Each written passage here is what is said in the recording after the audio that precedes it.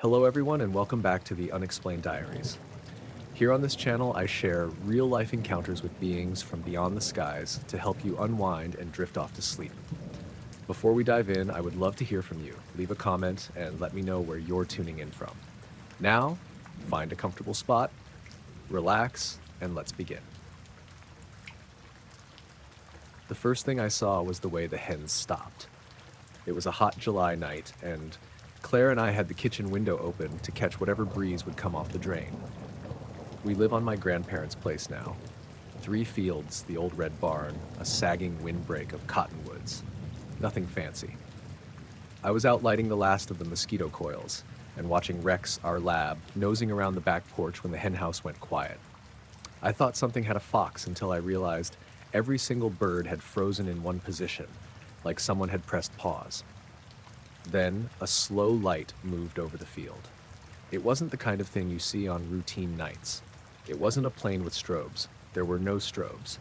Instead, there was a single pale disc, low enough that if you looked at it against the cottonwoods, you could tell it was maybe the height of telephone poles. It drifted, moving without hurry from the east hedgerow toward the pond. A smooth, deliberate glide. No sound. None. The only thing that hinted at motion was the faint change in how it lit the grass. A flat, cool glow that slid past like a painter sweeping a torch. I grabbed my phone because that's what you do, and the photos were useless, washed out dots in a black field. But the sight was real. Claire came out in her slippers and looked, and then she leaned her forehead on my shoulder and said, "What the hell?" like she expected me to have an answer. Rex walked close to the fence and sat down, unusually docile, and watched it with the kind of attention dogs get when they see a kite. We watched until it eased past the pond and over the woodlot, and then vanished into the dark, like someone had taken a light out of the sky and set it in a pocket. We didn't call anyone. We told ourselves we'd be ridiculous if we did, and besides, we didn't know what to say. The county sheriff's office would probably chuckle us into filing a report for lost property or something. So we cleaned up, shut the windows, and tried to sleep. It was the little things that made the weirdness keep coming. The next morning, the battery on my pickup was dead, though I'd left the lights off. My radio had a split second of static at noon, even though reception there is usually fine. Claire's watch lost 5 minutes over the course of an afternoon, then found them again an hour later. The hens wouldn't go back near the east hedge. They pecked a tighter line along the coop. Grandma Ellen, who's lived on this place for 50 years, told me she dreamed of standing in a field and hearing voices in the grass. She laughed it off over coffee, but she kept her purse at the table where she could see it. I figured it was a string of odd coincidences. The weather had been strange, still and humid, and odd things happen on farms. You get a leak here, a stalled engine there. Still, when I checked the old game camera on the corner post by the pond, there was a clip that made my stomach slide. The file was 6 seconds of black, then static, then 6 more seconds of black. No image at all. The timestamp read 2 a.m. The hens had gone quiet at about 11 p.m. The light had gone over at maybe 11:13. Those times weren't the same, but they were close enough to make patterns in my head. We talked about the light minimally. Claire put the dishes away, like she always did, but halfway through she paused and rubbed her palms together, the way she does when she's trying to stop thinking about something. "Maybe we should call somebody," she said once, just to put it on record. I said we would the next day because that felt safer than doing anything right away. He came the next evening. It was still light when the knock came, the soft, polite knock you expect from a neighbor returning a cup of sugar. I wasn't expecting anyone. I wiped my hands on a towel and opened the door. The man on the porch was in a dark suit that looked too new for the gravel drive. His shoes were clean, his coat hung neat. He had no hat. His hair was close cropped and the color of river rock. He looked like someone who had stepped out of a downtown office and found himself on a farm by mistake. "Evening," he said. He spoke without the usual town small talk. I apologized for the intrusion. "May I have a glass of water before we discuss last night?" It came out soft and flat, like someone reading a phrase off a card. He did not wait for me to offer. He only had to say the words, and the rest followed.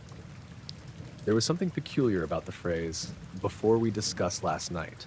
He said it as if he and I were expected to have things to discuss, as if the visit weren't a surprise. I glanced over my shoulder. Claire was at the kitchen island, watching from the other side of the doorway. Grandma Ellen was in the rocker by the stove, knitting needles ticking. The dog patted his feet on the floor and gave a single, short bark. "I don't know," I started. "Who are you?" "We are conducting routine inquiries regarding observed aerial phenomena," he said. "A glass of water would be appreciated." He had the kind of face that doesn't show much expression. His eyes were a color I couldn't place for a second. Not quite brown, not quite gray, and he did not blink while he spoke. It was the most ordinary refusal to be ordinary. I told myself he was probably with the county somewhere. People in suits do stop on farms sometimes for business, insurance, zoning, all that. There was a county fair in town. Maybe he'd been on his way. I filled a simple glass from the tap and handed it to him on the porch step. He took it politely, fingers wrapped around the glass in a way that made me think he'd taken tea before in 1,000 houses. He drank nothing. When I realized he hadn't lifted the glass to his lips, I felt stupid for handing it over. "You okay?" I asked. He set the glass on the porch rail and said, "Thank you. Now, would you describe what you observed?" His voice had an economy to it. Each sentence was a neat package. He didn't write anything down. He didn't take my phone, didn't ask for footage, didn't take the glass. He only asked and waited. So I told him.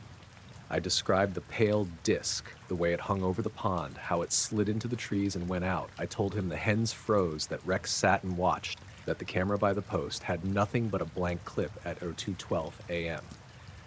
Claire added that her watch lost time. Grandma Ellen mentioned her dream. He nodded after each piece of description like notes were being taken inside someone else's head. Once he leaned slightly and said, "Any auditory phenomena? Headaches? Ringing?" I thought of Brent at the feed store talking about tinnitus from loud tractors and told him no ears ringing, nothing that would prompt a doctor.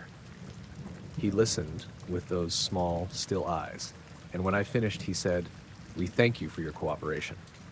He did not take the glass. He did not put it in his coat pocket. He stood up, placed 2 small fingers on the rim as if to secure it, and without moving the glass an inch, walked back off the porch and down the drive. He passed through the next gate, and then he turned toward the pond. I watched him walk between the trees like a person finding a familiar corridor. Within 30 yards, the light through the leaves swallowed him, and he was gone. We stood there for a long time. Claire had dropped the dish towel. Grandma Ellen's knitting slid out of her hands. Rex flattened his ears and gave a low whine.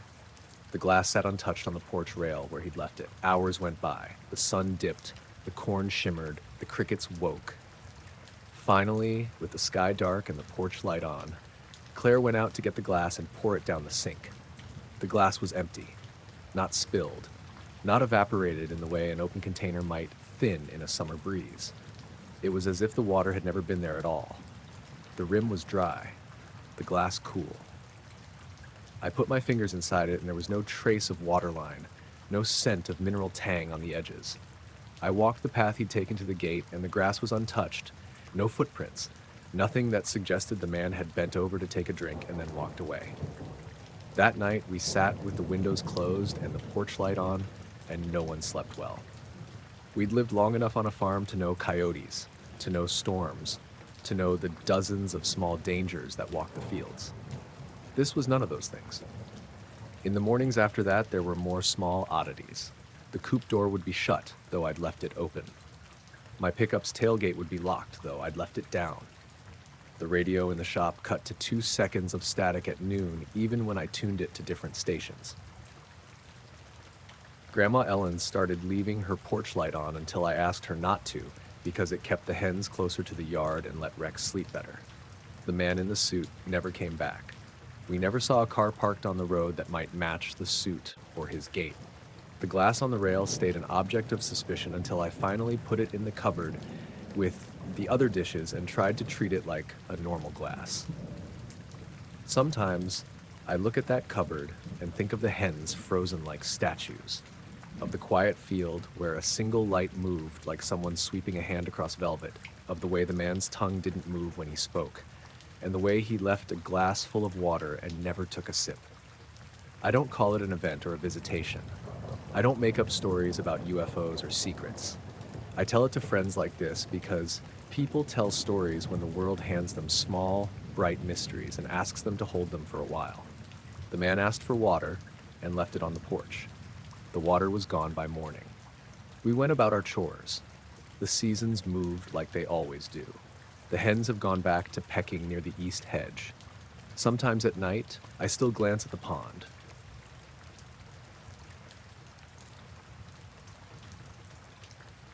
It was late autumn when it happened.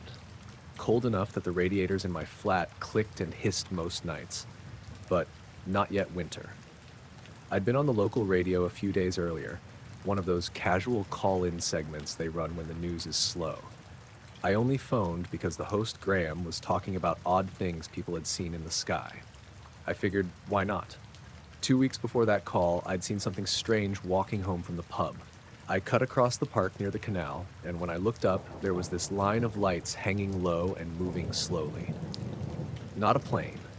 I know what planes look like, and this was too quiet, too close, and the lights weren't in any configuration I recognized. It was like 6 or 7 spheres glowing white, shifting around as if they were connected by something invisible. I stood there for maybe 30 seconds before they tilted and slid off behind the clouds. No sound, no trail, just gone. That was basically what I told Graham on the radio, a short, clumsy description of lights in the sky. Nothing dramatic. He joked about me needing another pint, the usual. I hung up, and that was the end of it, or so I thought. 3 nights later, I heard a knock at my door. It was around 10:30. I wasn't expecting anyone, and I don't usually get visitors that late. At first, I thought maybe it was the downstairs neighbor again complaining about noise, but when I opened the door, there was a man standing there I'd never seen before. He was tall, easily 6'2", and dressed in a black suit with a white shirt buttoned all the way up. No tie, though. His skin was pale, his face narrow, hair dark and combed flat against his head. He looked older than me, maybe early 40s, but it was hard to pin down. What stood out most were his eyes. Not the color, they were a dark brown, but the way he held them on me. Unblinking, fixed, like he wasn't entirely sure how eye contact worked, but was forcing it. "Mr. Harker?" he asked. That's my name, so I nodded. He didn't offer a hand or introduce himself. He just stood there in the doorway until I stepped aside out of politeness. He walked in slowly, like he was measuring each step. I asked what this was about, but he didn't answer right away. He stopped in the middle of the living room, glanced at the books on my shelf, the half-empty glass of water on the table, and at the pile of unopened mail. Then he turned to me and said, very calmly, "You described lights in the sky. I would like to know about the patterns of sound you noticed." The way he said it, it wasn't a question. More like he was reminding me of something. But I hadn't mentioned sound. Not on the radio, not to anyone. The whole point was how quiet the thing had been. I told him that. I said there wasn't any sound. That's what made it so odd. He tilted his head like he didn't quite believe me. No hum, no resonance, not even a vibration. His words were slow, deliberate, like he'd rehearsed them. Again, I told him no, just lights. That was it. He stared at me for what felt like too long, then sat down in my armchair without asking. His movements were stiff, like he was imitating how people sit but hadn't practiced much. He folded his hands on his knees and asked me to describe the exact arrangement of the lights. I did my best, but he kept interrupting to ask if they pulsed in sequence, if they overlapped, if the brightness shifted in cycles. Those were his words, pulses and cycles. I started to feel uneasy. He wasn't threatening exactly, but something about the way he focused on these details, especially the ones I hadn't even thought about, made me nervous. He wasn't writing anything down either. No notebook, no phone, nothing. Just sitting there, staring and asking questions. At one point he asked if I'd had any unusual dreams since the sighting. That threw me. I said no, not really, but the truth is I'd been waking up in the middle of the night for no reason, just sitting upright in bed, heart racing, no memory of what I'd been dreaming about. I didn't tell him that. After maybe 20 minutes, he stood up abruptly. No goodbye, no thank you. He just said, "If you notice the sounds, you will know what they mean." Then he walked to the door, opened it himself, and stepped into the hallway. I followed him out, more to make sure he was leaving than anything. He went down the stairs slowly, again in that careful, almost mechanical way. I leaned over the railing, and by the time he reached the bottom, I expected to hear the front door open. But there was nothing. No creak of the hinges, no slam, just silence. I waited a full minute, then went down after him. The entryway was empty. The street outside was quiet, just one car parked under the lamp. No sign of him walking away. That night, I couldn't sleep. I kept replaying the conversation in my head, especially that line, the patterns of sound. It was like he knew something I didn't. The more I thought about it, the more I wondered if maybe there had been a sound that night in the park, something too faint for me to register. Or maybe he was planting the idea in my head on purpose. The strangest part came a week later. I was brushing my teeth with the bathroom window cracked open when I heard this low, steady hum. At first, I thought it was the boiler or maybe traffic from the main road, but it wasn't. It was deeper, more even, almost like standing next to an electric transformer, except it was coming from outside, not inside. I turned off the tap and just stood there, listening. The hum went on for maybe a minute, then faded out completely. I ran to the window and looked down at the street. Nothing unusual. Just the same cars, the same empty pavement. I never saw the man again.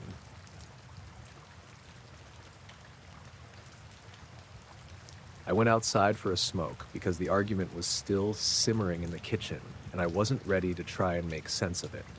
It was late, just past midnight, and the whole neighborhood had gone quiet in that way suburban nights do, where even the street lights seem to hold their breath. I like smoking on the back steps. There's a small patch of sky between the maple and the neighbor's eaves that feels private, like a slice of the world I can stand under and not be part of anyone's plans. It was warm for October, humid enough that my shirt stuck to my back when I took the carton from my pocket. The night smelled like rain that hadn't come yet, and a drunk moth banged itself against the porch light for a while until something else drew it away. I lit up, took the first long drag that I never let myself enjoy in the house, and watched the ash hold and fall slow. The first odd thing was small. The neighbor's porch light across the alley turned off. Not a bulb burnout, not a flicker, the way my wife snaps a light switch off. I watched it because it was in the corner of my eye, and small irregularities catch me. 2 seconds before it went dark, the dog across the yard, the one with the mean bark that starts at 6 a.m. on the dot, had been pacing at the window and then went rigid, ears pricked. The dog whined once and then stopped as if he had been told to quiet. The porch light died and the dog pretended not to notice. I told myself it was nothing. People do odd things. Dogs get bored, circuitry fails. I took another drag and scanned the stretch of sky beyond the maple. The stars were sharp, the thin cloud line near the western horizon faintly lit by the city.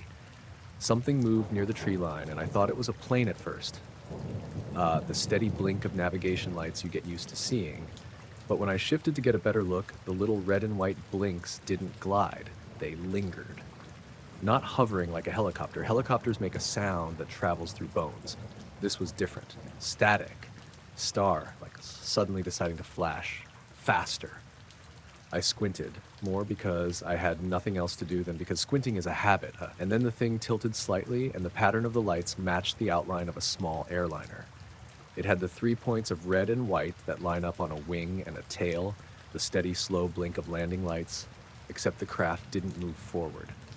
It just sat over the houses, engine soundless, in the same place, lights blinking on their usual cadence. That was the second odd thing. There was no sound. The late-night street hum, a distant HVAC compressor, the whisper from the highway, was there, normal, but nothing like the low thump or whine you'd expect from something that size. If it had been a helicopter, I would have heard rotors. If it had been a plane on instruments, there should have been a distant motor thrum. I went through airplane mental checklists in my head and kept coming up empty. I stood up on the step because the porch is higher and I wanted the line of sight unobstructed. From that angle, it looked for all the world like a small passenger jet caught in the sky and paused. The blinking lights were in that familiar pattern heads-up pilots use to show orientation. The blinking was steady and perfectly timed. Red, white, white. like they always are. But again, the object wasn't making any progress. If anything, it seemed to be sliding a hair sideways with each blink, very slowly, as if someone were nudging it with a stick. I told myself it was perspective. I've watched planes hold in a holding pattern and seem to hang when they're 30 miles away. I know how your brain tricks you at night. I tried to rationalize again, breathed out, and when I pulled the smoke from my mouth, it tasted like ash and something metallic faint at the back of my throat. Maybe that was nerves, or the heat, or the leftover taste from the night's dinner. Maybe the plane was simply so far off it appeared still. That explanation would have been fine if a moment later the radio in my kitchen hadn't snapped to static and then cut out entirely. That's the third small thing. The radio went from the old country station, that melancholy two-steppers station I like, to that flat white noise you get when a broadcast fails. It popped once and went dead. For a second, I thought the rigged old receiver had finally given up. Then I realized the house wasn't different. The oven clock still glowed its green digits. The fridge hummed. The radio was the only thing that went flat. A neighbor passed on the sidewalk, Mrs. Carter, in her robe with a flashlight in her hand, and she paused on the path, peered up, and blinked twice the way people do when they're trying to make faces line up to memory. She asked, low and practical, "Do you hear that?" I said, "Hear what?" And she didn't answer me. She just kept watching the sky. At that point, I got mildly annoyed at being the only one not in some committee to watch the sky. My brain wanted a group explanation, some communal shrug. But no, she didn't explain her pause. She shuffled on and went inside. The dog that had been silent earlier started the tiniest whimper, like a note someone holds, maybe because they think it should mean something. I took another drag, because standing there with nothing in my hands makes me fidget. The plane lights bobbed their slow blink, and then one of the white lights, the forward navigation lamp, went out. That should have been a blink, routine. Instead, the red on the left stayed and the right white died. And for a heartbeat, there was not even a strobe where that light should have been. Then it popped back, and the pattern continued. Small mechanical things fail, sure, but they don't fail in a rhythm that keeps the outline of an aircraft clear. At some point, and I'm not sure when because my sense of minutes fuzzes when I'm nervous, the maple leaves above me stopped rustling. There was the faintest suggestion of a breeze on my calves, but otherwise the night's sound, cars, distant TV laughter, a late dog walker, receded like a hall of mirrors. The house's HVAC clicked and then didn't come back on. My watch, a cheap thing that vibrates when I have calls, buzzed twice though the phone was in my jacket and I wasn't getting calls. The vibration came from me, I realized. My pulse trembled so that the wristband read it. The tech thought it was a notification. I went and grabbed my phone. I thought the camera might be a comfort. If I could get it on video, the thing would be just a plane and someone would say, "See, missed approach, holding." And that would be that. I set the phone up on the railing and started shooting video. The screen showed what I saw, 3 blinking lights, stationary. I zoomed and the pixels returned the same pattern. The exposure hovered. The phone kept the lights from overexposing the dark sky. I panned a bit and the lights seemed to drift, then held. After about a minute, which felt like 5, the light pattern shifted slightly and then began to move. Not forward, but upward, a smooth, tiny climb that left the rooflines undisturbed. I expected the sound to come, any motor at all, but the night remained a hush that felt deliberate. The lights faded into the upper black, and then, as if a string had been cut, the blinking stopped, and the sky regained its usual dotting of distant stars. I sat on the step with my phone still recording, the little red dot in the bottom corner pulsing quietly. The video showed the lights and then black. The file saved fine. Later, when I watched it on the bigger screen, you could see how steady the object had been. You could see the momentary dropout and the rise. Plenty of pixels, no distortion that screamed cheat, cheat. It didn't solve anything. Video can lie by omission just as well as by commission. My wife came out then, hair in a messy knot, and asked if I'd been outside long. I said I was fine, put out the cigarette by jamming it into an old tin. And the two of us stood together and stared up for a minute that felt close to sacred, because everything was ordinary again. The dog barking sweetly at the moon, A car passing with a radio song you could almost make out if it moved slow enough. She rubbed my arm, a little rough, like she was anchoring both of us. We went back in because the kitchen light beckoned, and there were plates to wash and words to pick up in a more reasonable tone. In the morning, there were the usual post-midnight explanations.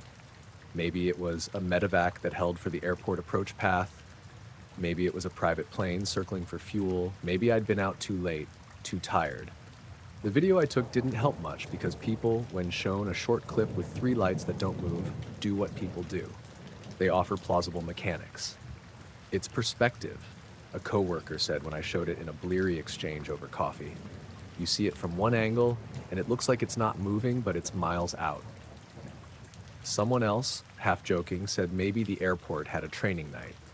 I like those answers better than the emptier ones I could come up with. If it was perspective, if it was a holding pattern, and the sound had somehow been beam steered away from my house, that's fine. Maybe there's some mechanical explanation involving wind shear and the way sound carries with humidity. It doesn't change how small and isolated I felt when the dog was silent, when the radio flatlined, when the porch light died and came back like a blink. My wife hugged me on the porch and said, "You should quit those things," tapping the cigarette in my hand. I shrugged and put the rest away. The tiny human rituals made everything else feel less like an enormous question and more like a night with one odd unsolved moment. We washed the plates, argued mildly about nothing important, and went to bed on opposite sides of the mattress. The sky looked boring through the curtains, familiar. I still think about it. Sometimes as I pass under that slice of sky on my way to work, I look up and scan for slow blinking lights, and I catch myself quickening pace when a plane crosses. It's dumb and practical. The world kept turning, the airport kept running, trains kept their schedules. No one went missing. The object I saw didn't follow me home. It didn't announce anything. It hung there for a while as if taking a breath, and then it kept flying or it didn't. Either way, it left me with something small and refuse-like in my memory, the kind of thing you pick at while waiting for your toast. Maybe it was just a plane. Maybe it wasn't. Either way, I closed the door and turned off the lights and tried to sleep.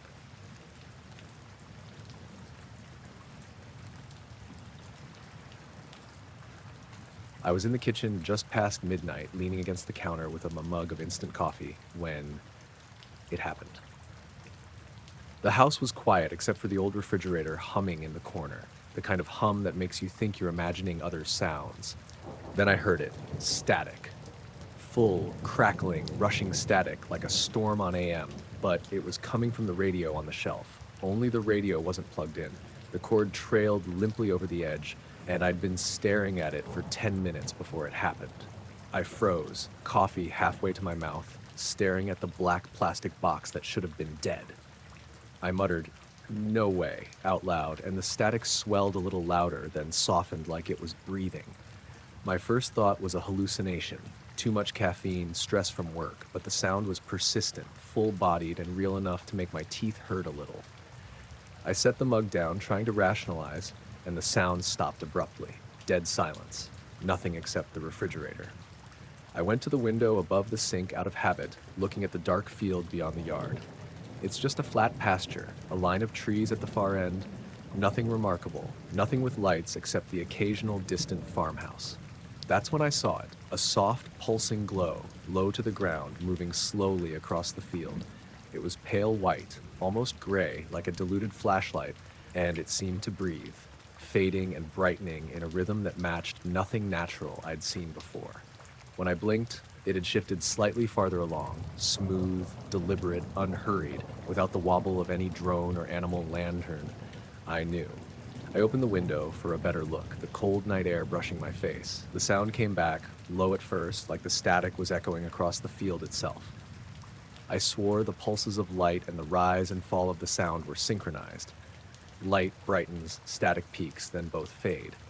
I leaned closer, gripping the windowsill, trying to see what it was. There was no discernible shape, just that glow drifting across the grass, silent except for the eerie accompaniment of static. I grabbed my phone and snapped a picture, mostly to prove I wasn't losing it. The screen came back black. I tried the camera again, moved to the doorway, and the static seemed to follow me, like the house itself was humming with it, even though the radio still sat unplugged. My ears felt strained. The sound wasn't piercing, but it carried weight, a density that made me tense. Then it stopped. Everything stopped. The glow blinked out, the static vanished, and even the refrigerator seemed quieter. I rubbed my eyes and stepped back. Maybe I'd imagined it, the old brain playing tricks after a long day, but the field looked different somehow. Lighter at the edges, almost damp with something I couldn't place. I tried to shake the feeling. I poured the rest of the coffee, muttering that it was nothing. I sat at the counter and waited. The static returned, fainter this time, almost hesitant, and then vanished again without the light accompanying it. I noticed the clock. 15 minutes had passed in a blur. When I looked at the window again, the glow returned. Same pulsing rhythm, drifting across the field in slow, smooth arcs. My heart picked up, but I kept reminding myself it had to be something explainable. A flashlight, a car, a neighbor's work light. But the field was empty. I opened the back door quietly, stepping out onto the porch to get a better look. The air smelled sharp, dry, like the night had been scrubbed clean of everything else. I crept to the edge of the yard. The glow moved silently, never touching the trees, never flickering from wind or leaves. My phone rang out of nowhere. A text I didn't recognize, no number, just a string of nonsense characters. I stared at it and dropped the phone, feeling my pulse spike. By the time I bent to pick it up, the light had vanished and the static died again, leaving nothing but the normal hum of the world. I went back inside, doors locked, lights dim. I tried to explain it to myself, maybe some kind of electrical interference, maybe a prank, maybe a strange reflection. Nothing accounted for the timing, the rhythm, or the way it seemed aware of me being out there. I couldn't shake the sensation that it had paused, watching, waiting, testing how I'd react. I sat down with a notebook and started jotting details, times, duration, intensity, everything I could remember. Every time I looked up, the field seemed normal, mundane, yet I knew it wasn't. There was an afterimage, a residue of motion, like the night remembered something I didn't. Sleep came eventually, fitful and shallow. I woke around 4 a.m., checked the window, the field empty, the world silent except for the refrigerator. I walked through the house, every door, every light switch, double-checking. Everything normal, unremarkable, mundane. By morning, I could almost convince myself it was a dream. Almost. But the radio? The unplugged radio sat on the shelf, still and black, no power, no cord anywhere attached. And for days after, whenever I passed it, the memory of that pulsing light and the accompanying static made me pause. I went back to the porch at night, looked at the field, but nothing appeared. No glow, no static, nothing but the wind in the grass and the distant low hum of traffic far away. I thought about telling someone, anyone, but what could I say? A pulsing light, static from an unplugged radio, a field that felt alive. The words sounded crazy even in my head, so I kept it to myself. Sometimes late, I'll catch a shimmer at the edge of my vision, a blink too quick for a star. I'll check the radio out of habit. Plugged in or not, the static is gone now, but I can swear the silence feels different. Waiting. Patient. And some nights, when the wind is right, I swear I can hear it. Soft, low, just at the edge of hearing, like a signal I can't quite tune.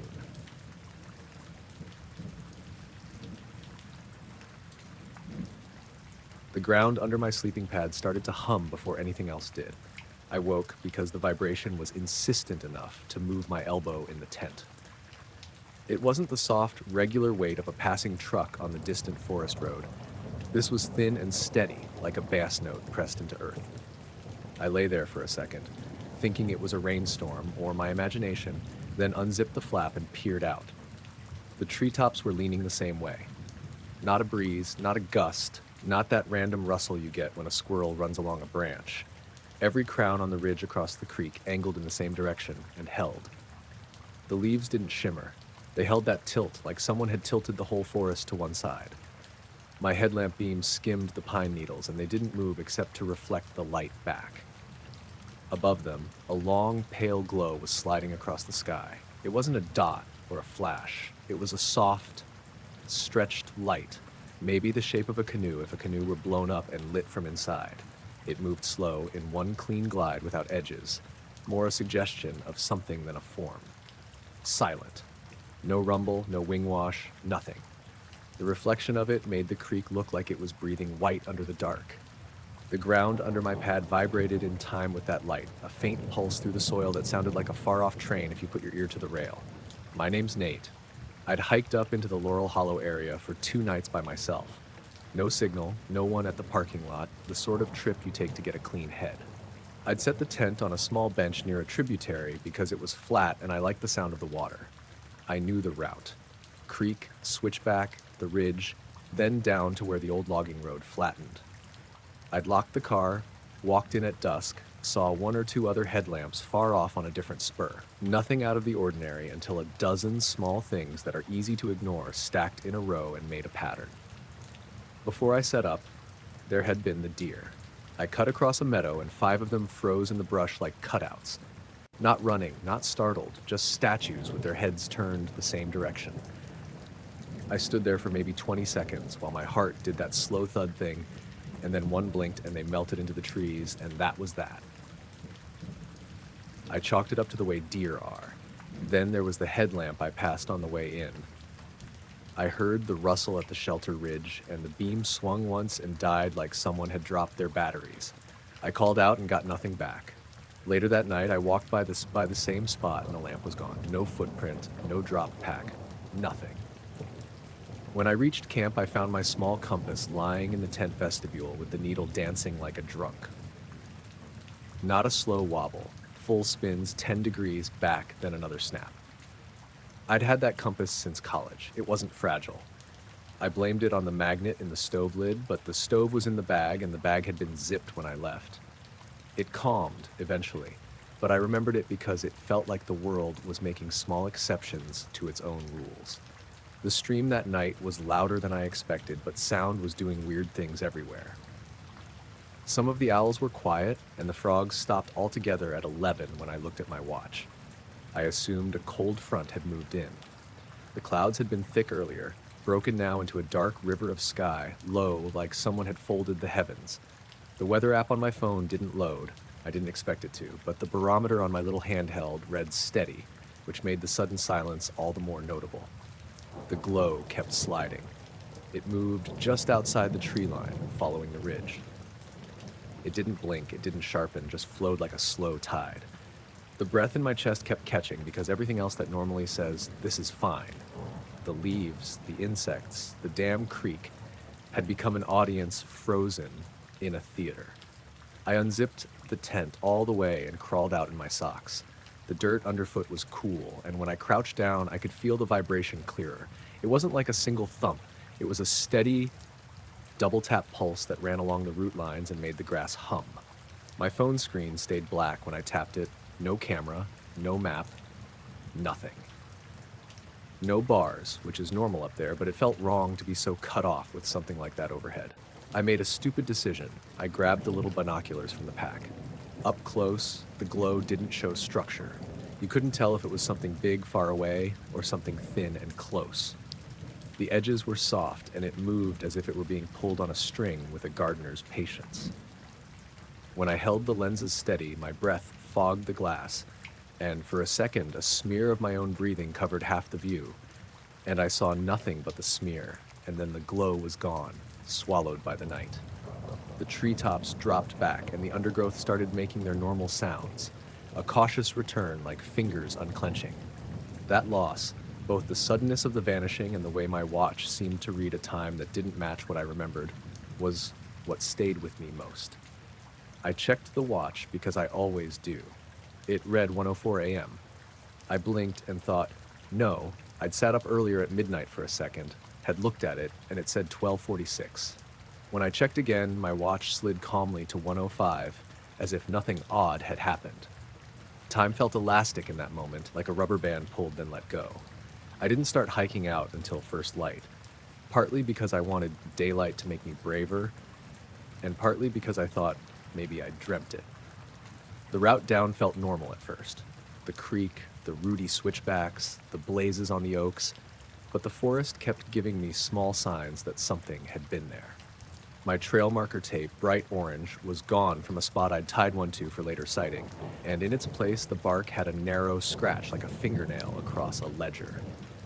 I found another marker a quarter mile on, lodged in the crotch of a sapling, folded around like someone had retied it and left.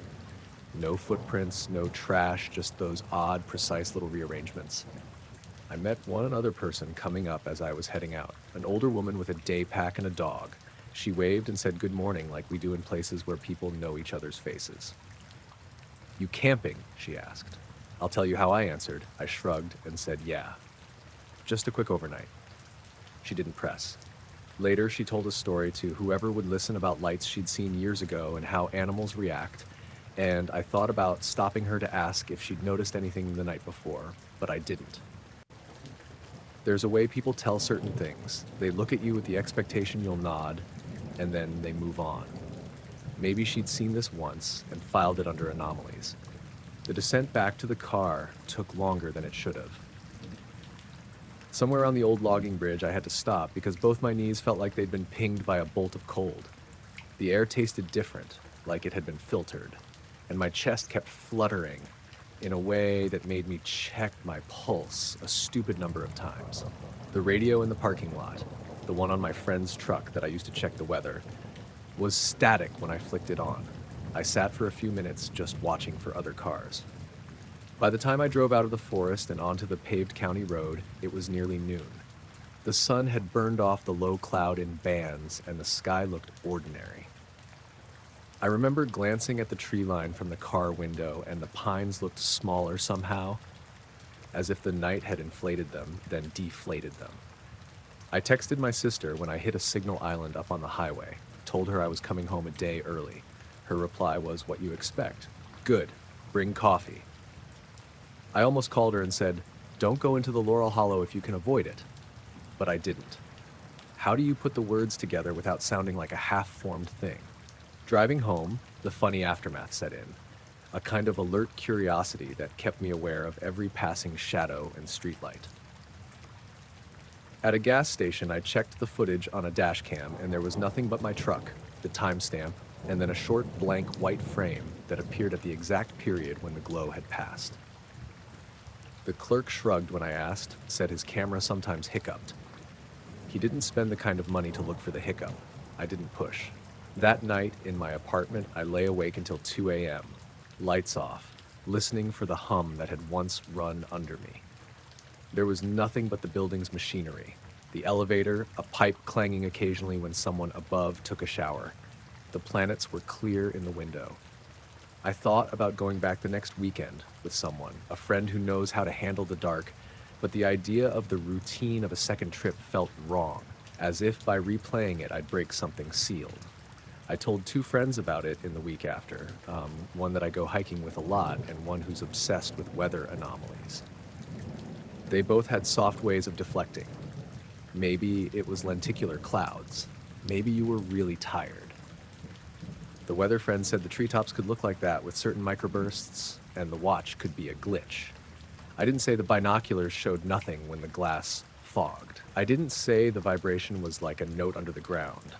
I left out how the river looked when that light's reflection passed, like something had smoothed its skin and then gone. Weeks pass, and you tuck things away. You unpack the moment, fold it into your usual narrative like a stray receipt in a wallet. But the habit stuck. I look up at the sky more than I used to. Sometimes at the edge of night, I will stand on my balcony and watch cloud banks crawl and wait, stupidly, as if I've trained my eye to a cue. Most of the time, there's nothing but light pollution and the drone of traffic. I went back to Laurel Hollow last month during the day, walked the ridge, checked the trees. The orange marker tapes I'd hung were where I'd left them. The old logging bridge had a new plank. Someone had been there. The scratch on the bark is still there, thin and pale, like a scar on a hand. I run my thumb over it and it feels ordinary, just healed wood. No one I spoke with had at that moment seen anything odd. They'd heard the usual stories about lights over the county, not one specific recollection, just a sense that the place carriers old events. So that's it. I went up for a night, something odd crawled the sky, and the forest behaved like an audience that forgot how to breathe. I came home. I sleep in a bed that doesn't hum under it. I make coffee in the morning and drive to work and pay attention to small things that used to drift by me. I don't have a tidy explanation. I don't have footage anyone reliable would accept. I have the memory of treetops leaning together and a pale, long light sliding silent across clouds while the ground under my tent pulsed like a bass note. That memory lives with the rest of the things you try to shrug off but find yourself checking for anyway, the way something that shouldn't happen did, and how everything resumed as if some rule had been paused and then resumed, leaving a space in your day where it had been.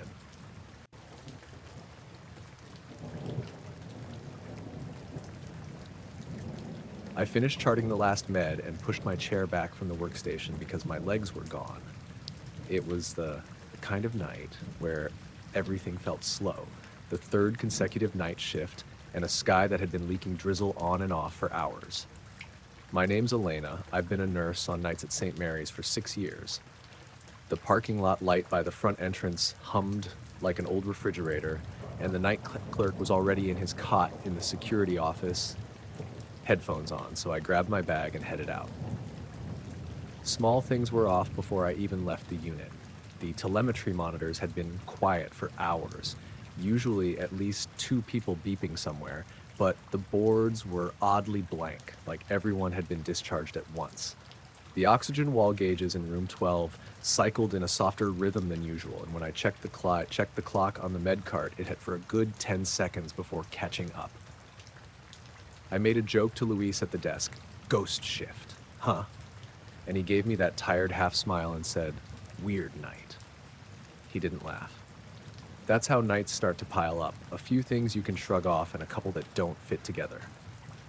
On the way out, I passed the chapel door. The light above it was on, even though it's usually off at night.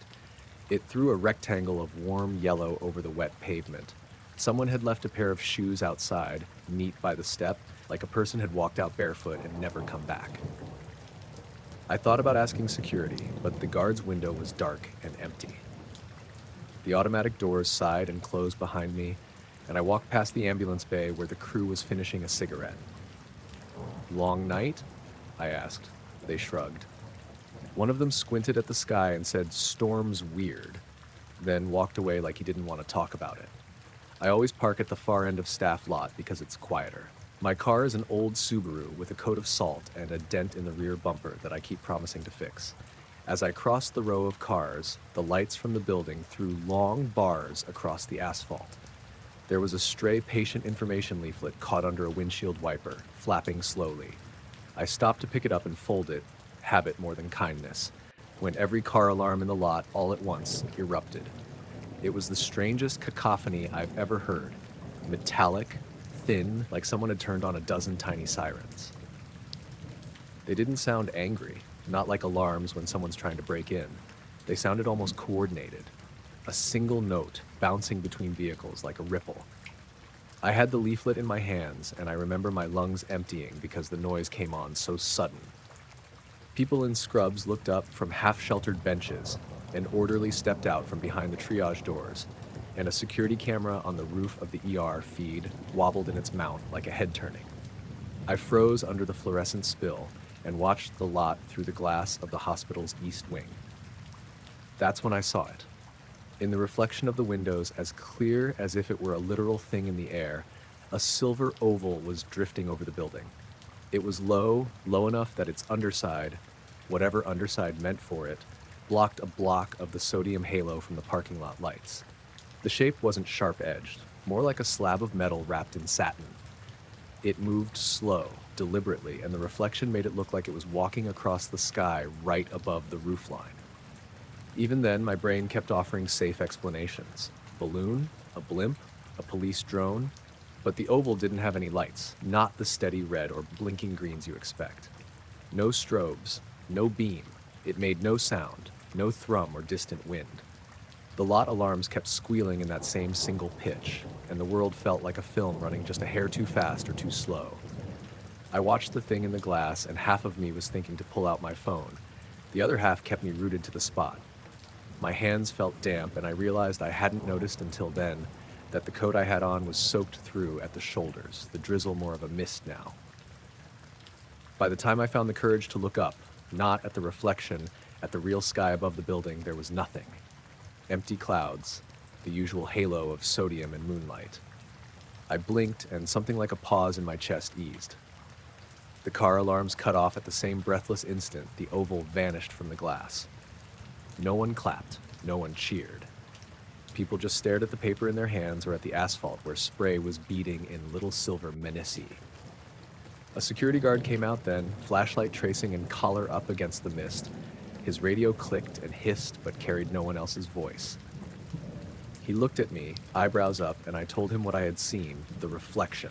He squinted up, then at the patrol car, then back at the night sky, and said, "You and me both," as if that meant anything at all.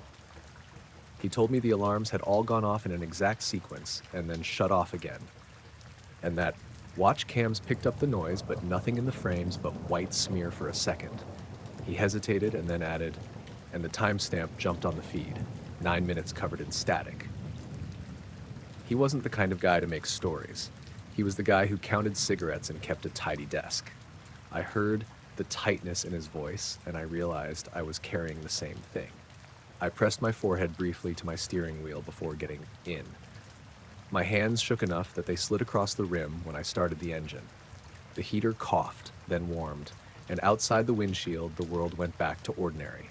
Wet asphalt, a couple of patients huddled under a bus shelter, a couple of headlights moving away down the access road.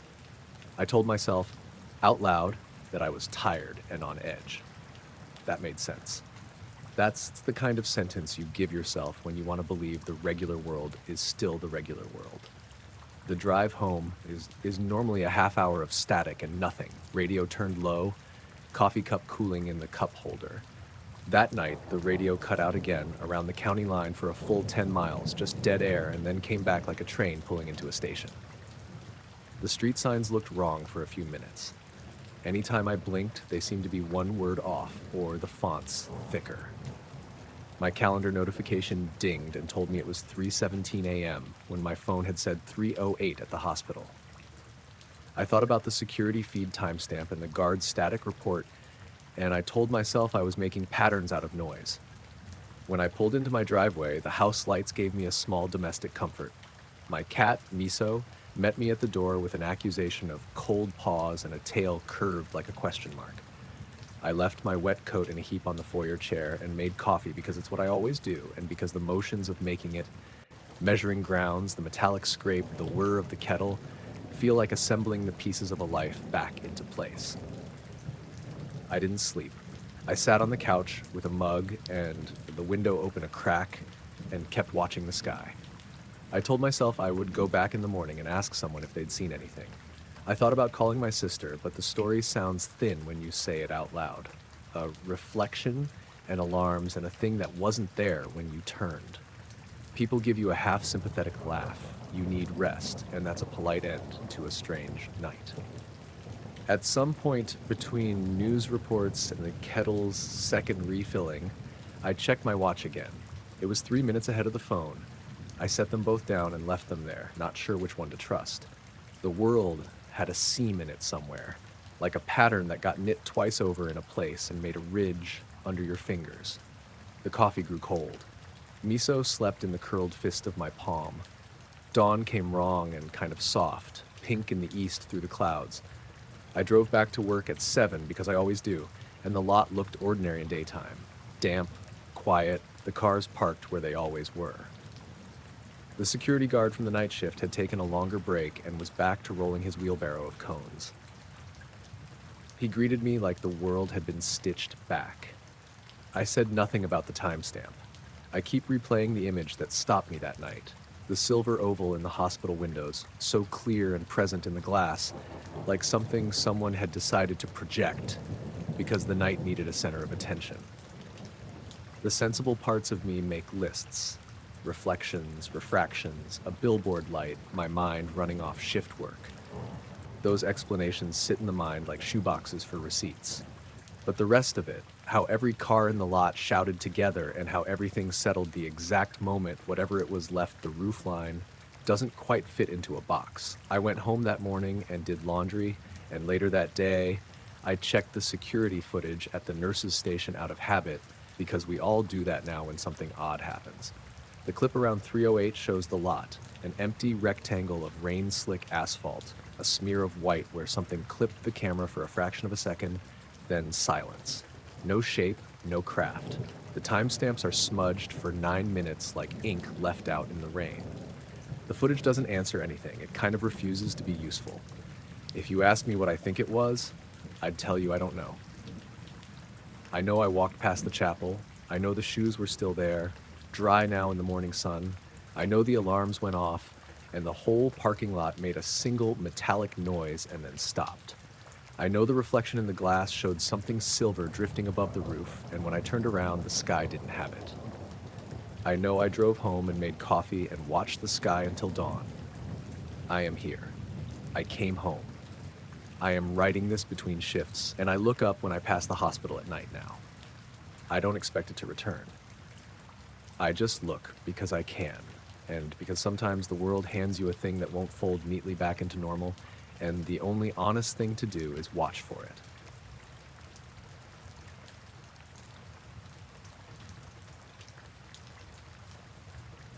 I had the night shift at the lot for 3 months before anything like that happened, which is to say I knew every dull corner of the place. My name's Ray. I sat in a little trailer with a space heater, 3 dead houseplants, and a coffee maker that was more decoration than appliance. The lot belonged to an old strip mall that never came back after the developer folded.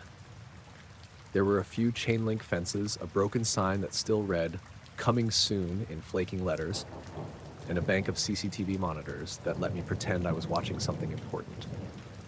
On a slow night, my job was half boredom and half routine. Check the cameras every 20 minutes, sweep the lot around midnight, log anything weird in the book, call dispatch if someone was trespassing. I knew the routes of the raccoons and the places the stray cats liked to sun themselves at dawn. I knew when the bus came by on its last loop and when some kid would try to skip through the lot on his skateboard. Mostly, nothing happened.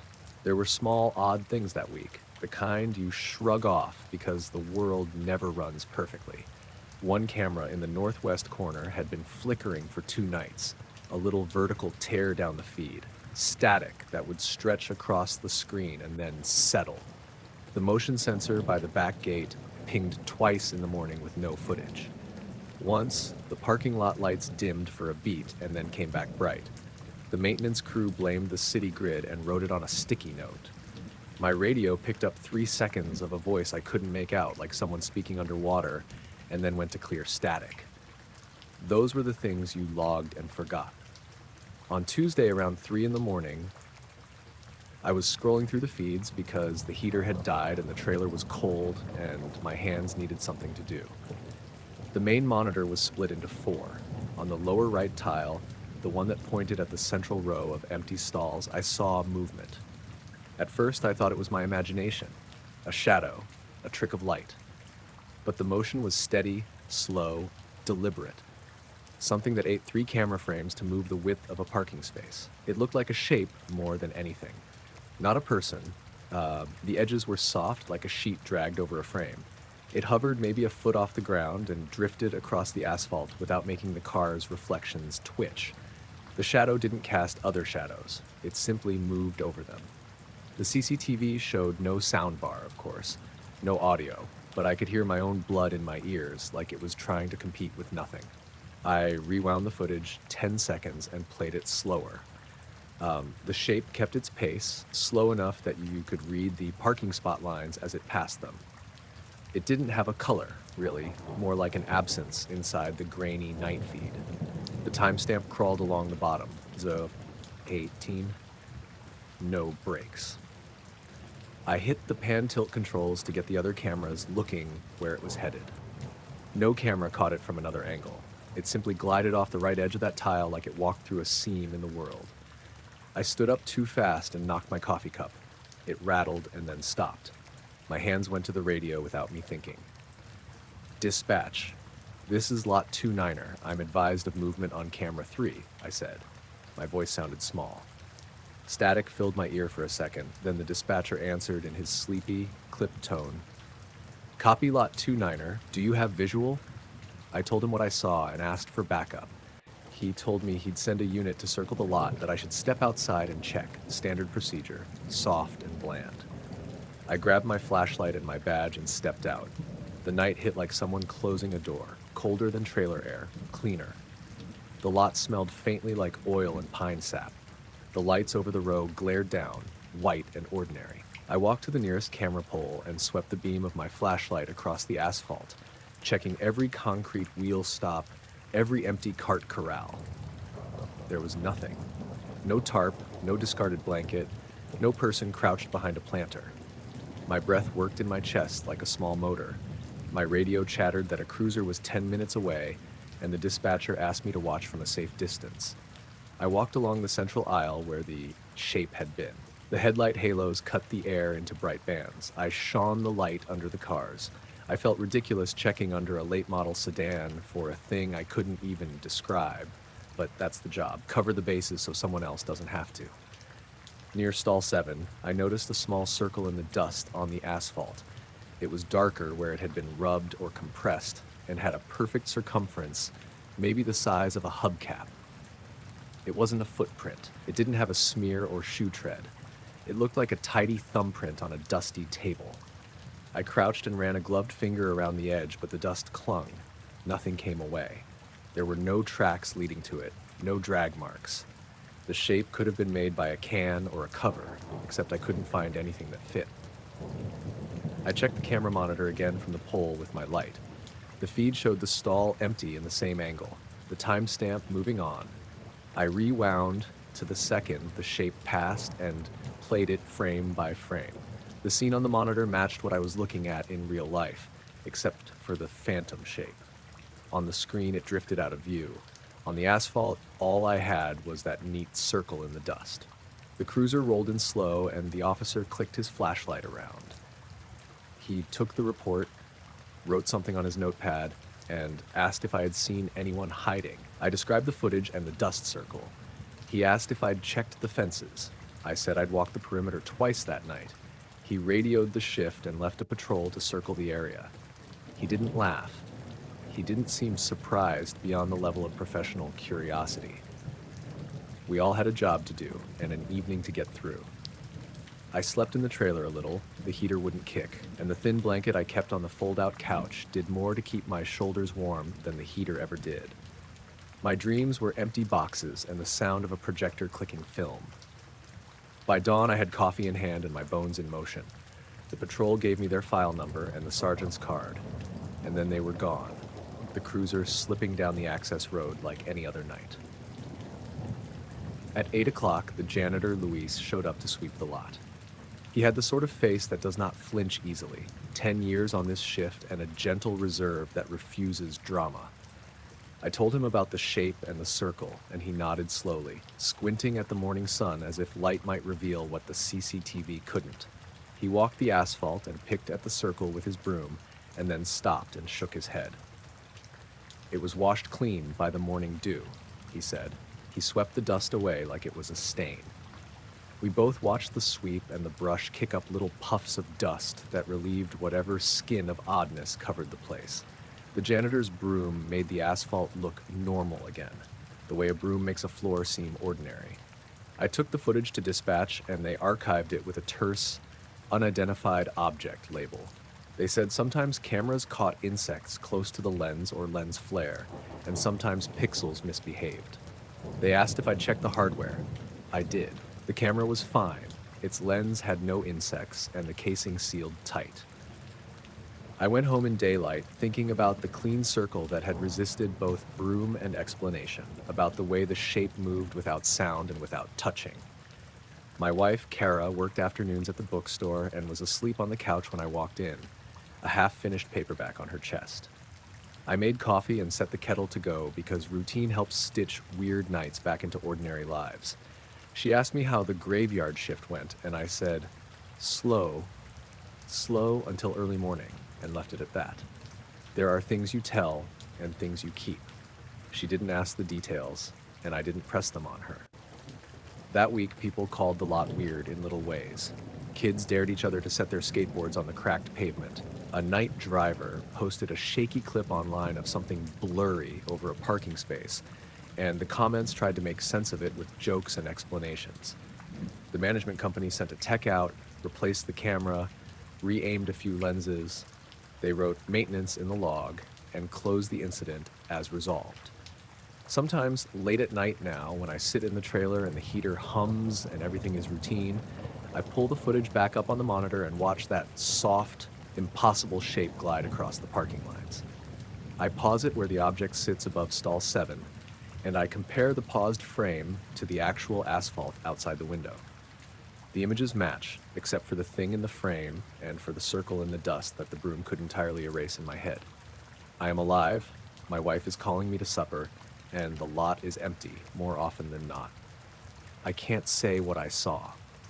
I can only tell you that the cameras recorded it. My feet found a circle on the pavement, and the world went on like nothing odd had happened.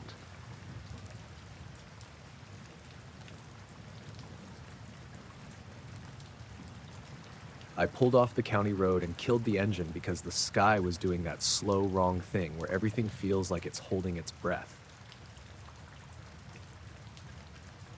My name's Mason, and I chase storms on the weekends for whatever money freelance clips bring in, and because I can't stand sitting on the couch while a wall cloud does something interesting an hour away. That day in late May, the air south of town was thick and hot and smelled like iron, the kind of heat that makes the whole horizon sag. I'd been tailing the cell all afternoon, passing pickup trucks and farmers who waved like we were all in on something. I parked on the side where you can see the field flatten and the corn rows shimmer. I set the dash cam on the hood and watched the base. Small odd things started first. The swallows that had been hunting the insects over the drainage ditch vanished all at once like somebody closed a curtain. The county radio on my passenger seat hissed, then gave me an odd squeal like a tape rewinding and went quiet for a beat, long enough to make me check the connection.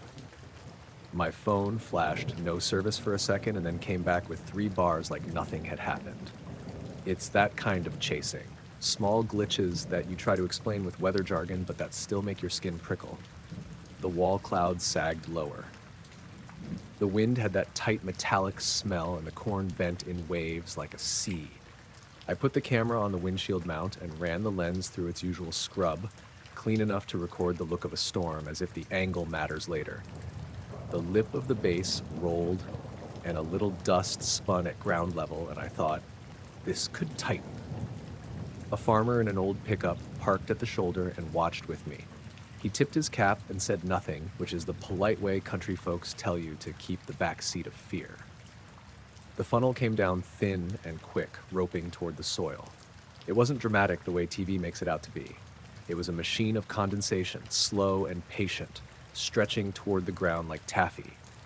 The dash cam caught the motion, columns of dust punching up. Trucks on the far road dimmed their headlights and a dog stopped yapping in a yard.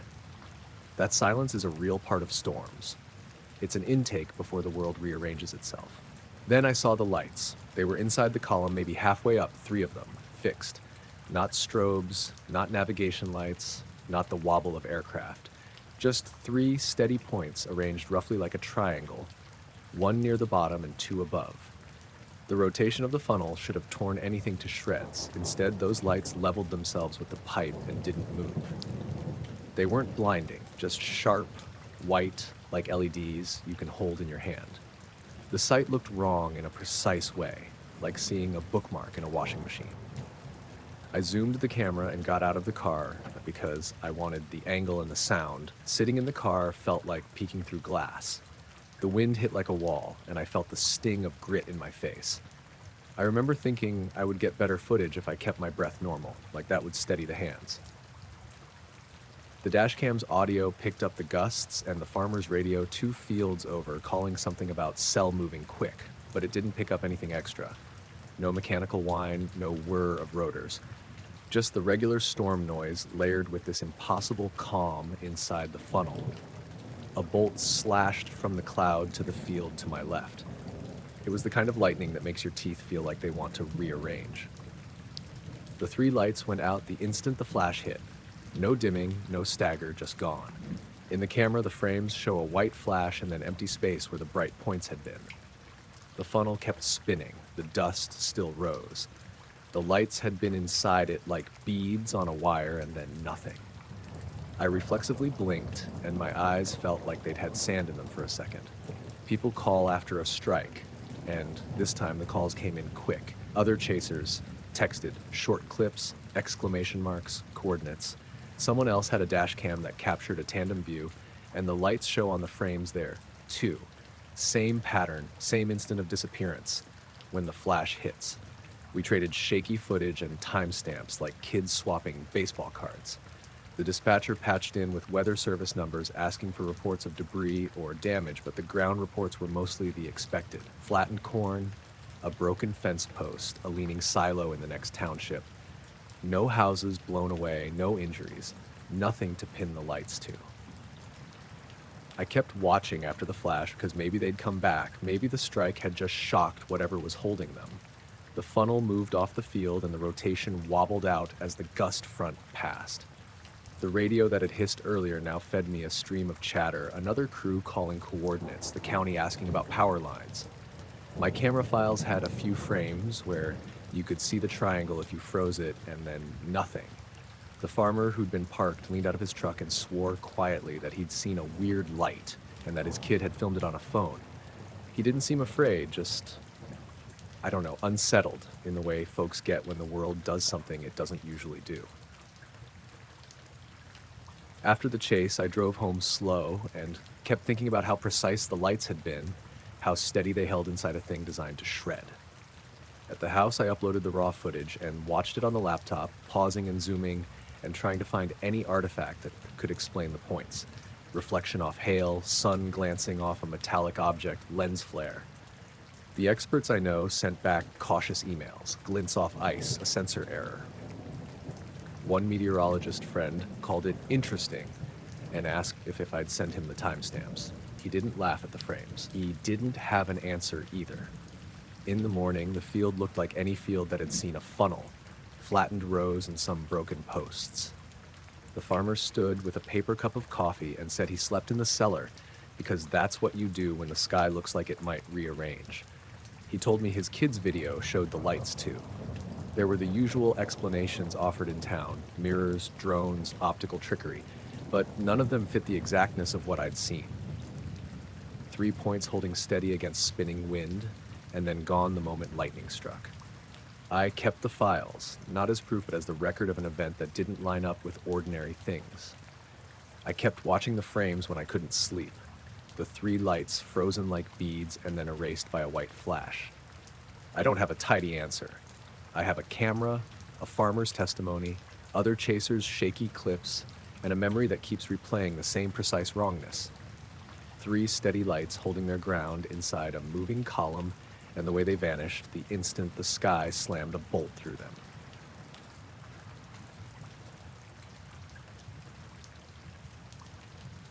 I was wiping down the fender of a 2001 F-150, the garage lights making the red paint look almost too clean when something moved across the hood. Not a shadow, not a tool dropping, just a ripple, like someone had thrown a finger across the surface of water. My rag froze mid-swipe. I looked up and the ceiling light behind me caught in the reflection, and for a second the truck seemed to bend toward me, edges wavering like heat rising off asphalt in July. Only it wasn't hot, it was late February, and the garage heater had been humming quietly for hours. My name's Leo. I run a small auto shop just off Main Street in Cedarville. Usually it's quiet at night. Most folks bring their cars in the morning or the weekend. But every few weeks, someone rolls in late, and I stay behind to finish work. That night, I was the last car in, a brake job for a neighbor's truck, nothing fancy. I had music playing low, windows cracked just enough for the February air to sneak in, and the fluorescent lights buzzing in that way they do when they're about to flicker. At first, I thought it was my own reflection messing with me. I reached over, touched the hood, solid metal, and the ripple vanished. I leaned back, wiped my hands on a rag, and the feeling didn't go away. The air looked wrong, like it had a weight it shouldn't have. I glanced at the overhead fluorescent and noticed it seemed to shimmer slightly, edges wavy, even though the bulbs themselves were fine. It reminded me of when I'd see the horizon bend over hot asphalt during summer runs to the lake, but it was cold. I shook my head and told myself I'd been staring at the hood too long. That's when I noticed the shadows of the cars outside the garage doors didn't match the streetlights. They stretched and bent where they shouldn't have. One moment the light hit the crown of the truck, and the next it seemed to curl upward, bending around a shape I couldn't identify. I got that tickle behind my neck, the one that tells you to look away but also says you can't. I went over to the workbench to grab a flashlight. When I turned back, the entire ceiling of the garage seemed to ripple, not like a curtain in the wind, but like the air itself was bending in slow waves. I leaned against the truck for balance, heart starting to race. My eyes caught the reflection in the F-150's hood again, and this time it wasn't just a ripple. It looked like the surface of the hood was vibrating in slow motion, the edges of the lights above stretching into faint arcs. The cold air had that metallic tang you sometimes get in a snowstorm, but it was stronger, like it was thickening the room. I stepped back, and then the music I had playing, a low, bluesy track, stuttered, warped for a moment, like a record spinning unevenly. My phone on the workbench did the same thing. The screen glitched, then went black for a few seconds before rebooting. I muttered something under my breath, thinking about the wiring in the garage, maybe the fluorescent flicker affecting the circuits. But the breaker box looked normal. The fuse is all fine, nothing unusual. The air grew heavier. I swear I could feel it pressing slightly down, the way air feels before a heavy snowstorm. And then the ripples on the truck started moving independently of the lights above, sliding across the metal like liquid metal. My flashlight caught a glint from the ceiling, and the beam seemed to bend slightly as it passed through the air. I tilted the beam, tried to track it, and the shimmer followed, always just beyond direct sight. I grabbed the keys to my car and stepped outside. The night was cold, calm. The street was empty. The garage door's shadow stretched across the asphalt, normal. But the sky above the building wasn't. It hung there like a curtain of heat haze, wavering, trembling with faint silver distortions. I squinted, rubbing my eyes, and saw faint streaks, slender, pale lines that moved slowly across the sky in impossible directions, straight up and back down again, like the air itself was rolling over something. I pulled my jacket tighter and stepped to the edge of the lot. A car drove by, its headlights cutting cleanly through the distortion. The shimmer stayed above the garage. When the car passed, the light from its beams bent slightly as it entered the warped patch, stretching in weird lines, then snapped normal once it was past. I felt a pull to watch, like my brain couldn't let the anomaly go, but I also felt a deep unease, a warning I couldn't name. I called my friend, Tom, who's been an amateur astronomer forever, and told him to look at the sky over Cedarville if he was up. He said nothing at first, then, Leo, that's, I don't know, man, maybe just aurora, solar storm? I laughed nervously. Aurora in February, in Illinois? He didn't answer. By the time I decided to go back inside and lock the shop up, the shimmer had faded slowly, like steam rising off a cold street after a brief sun. The hood of the F-150 looked normal again. The fluorescent lights buzzed in their usual way. Everything seemed normal, except for the heavy feeling in my chest, the faint metallic tang in the air, and the vague memory that the air above the garage hadn't obeyed gravity for a little while. I drove home slowly, doors locked, windows up. In my driveway, I stepped out, and the sky overhead looked perfectly normal, the stars faint through high clouds. Nothing to see, nothing to explain.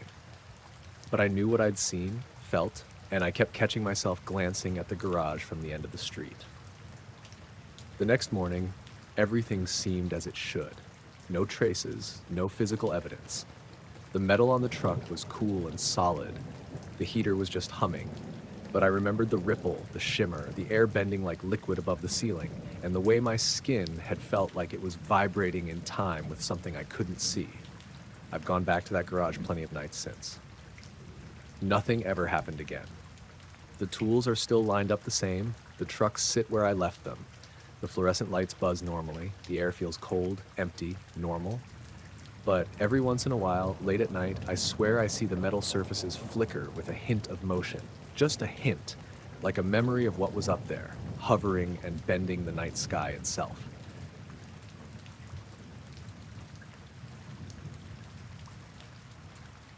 The wind was gusting across the desert when I got to the south perimeter of the base that night. It was mid-March 2018, and even though the days were warming up, nights still carried that sharp, dry chill that creeps under your jacket. I'd been working the night shift for almost a year by then, doing maintenance and monitoring equipment near the fences. Most nights were quiet, sometimes too quiet. But this was something else. I was sitting in the little portable shack with my partner Luis, logging sensor readings when it started. Faint at first, like someone calling out from far away, barely audible over the wind. I tilted my head. "Did you hear that?" I asked. Luis paused, pencil midair over the log sheet. "Hear what?" "That screaming?" "Or something like it, out there." I pointed toward the flat expanse of desert beyond the chain link fence. He frowned, squinting into the darkness. "Could be coyotes." I shook my head. "No, coyotes don't sound like that. It's human." We sat quietly for a moment, straining to hear. The wind shifted and the sound came again. Higher pitched, wavering, fading in and out, carried on the desert gusts. It wasn't constant, more like bursts, sometimes overlapping, almost echoing across the empty terrain. Luis finally grabbed the radio. "Dispatch, this is Patrol Unit 3. We think we're hearing something outside the perimeter, possibly on the east side. Can we get a sweep?" "Unit 3, proceed with caution. Copy." "ETA for reinforcements 5 minutes," came the calm, clipped reply. By the time the other patrol arrived, the sound had stopped. We fanned out along the fence line, flashlights cutting across the dark brush and uneven washes. Nothing. No tracks, no footprints, no evidence of anyone being out there. The desert was untouched except for our own footprints in the sand. I checked the motion sensors along the fence. All clear. Thermal cams. Nothing. Not a single warm body. And yet that screaming, that sound of someone calling, had been real. I hadn't imagined it. Luis agreed. We stayed out there for another hour, walking slow, circling, trying to find the source. Every now and then the wind carried faint echoes, soft enough that you almost convinced yourself it was nothing. But then it would rise again, like someone right on the edge of hearing, just beyond the fence. By the time we returned to the shack, the air had cooled sharply. I leaned against the wall, trying to shake the unease that had settled over me. Luis just lit a cigarette, puffing quietly. Neither of us spoke for a while. Over the next few nights, the same thing happened. Around 1 a.m., sometimes 2, faint screams riding the desert wind. Always coming from outside the perimeter, always impossible to locate. Patrols would search, sweep, run thermal cams, check motion sensors. Nothing. The recordings we kept on the comms channels never picked it up, at least not clearly. Just static with occasional brief peaks that sounded like voices, distorted and fleeting. One night, I stayed longer, sitting outside the shack with my back to the wind, watching the ridges in the distance. I started noticing movement, or what I thought was movement, at the edge of my peripheral vision. Shadows shifting across the desert floor, but when I turned, nothing. Just sand, rocks, and low scrub. I began keeping a personal log, noting wind direction, temperature, approximate time, anything I thought might correlate with the sound. No pattern emerged. Sometimes it was calm, other nights gusting hard, sometimes coming from the north, sometimes from the south. Always fleeting, always gone before you could pin it down. Luis quit a few months after that. He said he couldn't handle the tension, the constant sense of being watched, the way the sound would seem to follow him. I didn't blame him. Even now, when I think about it, I get that same uneasy pull in my chest, remembering how impossible it was to feel safe when the screams came, even inside the shack. The base higher-ups never mentioned it officially. There were whispers, brief conversations in hushed tones, but nothing concrete. Some of the newer patrols joked about hearing the ghost screams, but we all knew better. It wasn't a joke. I left that post eventually, moved back closer to Vegas. I still hear it sometimes in my dreams, the thin, wavering sound of someone calling, lost in the wind. And even now, years later, when I drive out on a deserted desert highway at night and the wind picks up, I glance toward the empty ridges, half expecting to hear that same faint voice carried across the open sand. Nothing follows me. Nothing chases me. But the memory of it, the strangeness of hearing something that shouldn't be there, the knowledge that patrols found nothing, stays. And I don't know what it was. I only know that it happened over and over and that it could vanish so completely that official records, sensors, and cameras never noticed a thing.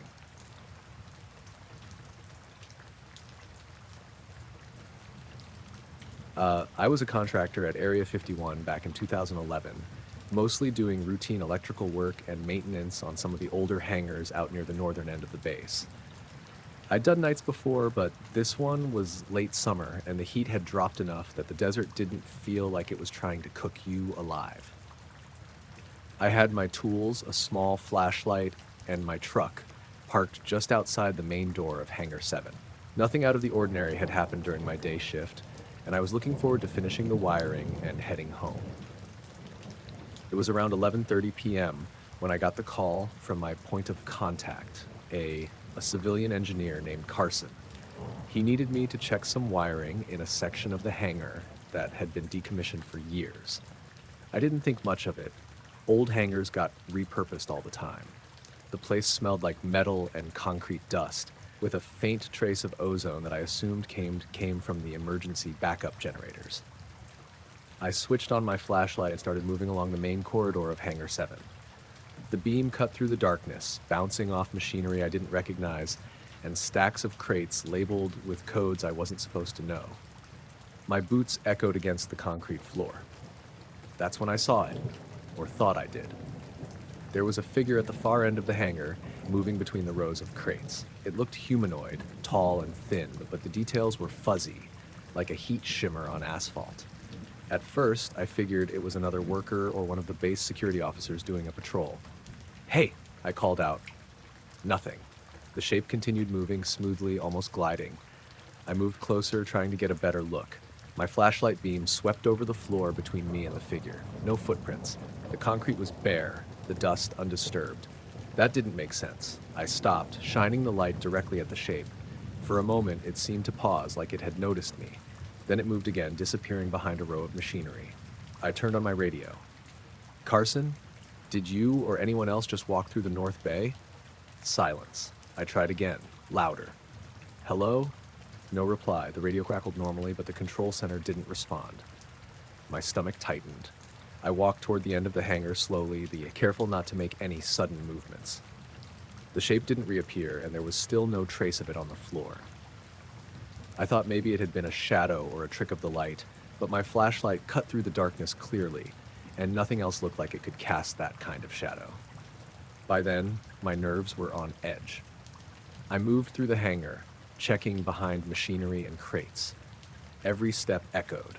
My own shadow danced across the walls, but there was nothing else, nothing that could account for the shape I'd seen. I reached the area where I was supposed to do the wiring. Everything seemed normal, but the air had a strange quality, almost heavier than usual, like it was pressing against me. I knelt down to check the connections, trying to calm myself. That's when I heard it, a faint scraping sound coming from the far side of the hangar. Not loud, more like metal sliding slowly across concrete. I froze. My flashlight beam swung in the direction of the sound. Nothing. I told myself it was probably just a crate shifting or an old door settling. I continued working, but every now and then I'd glance up, half expecting to see the shape again. A few minutes later, I did.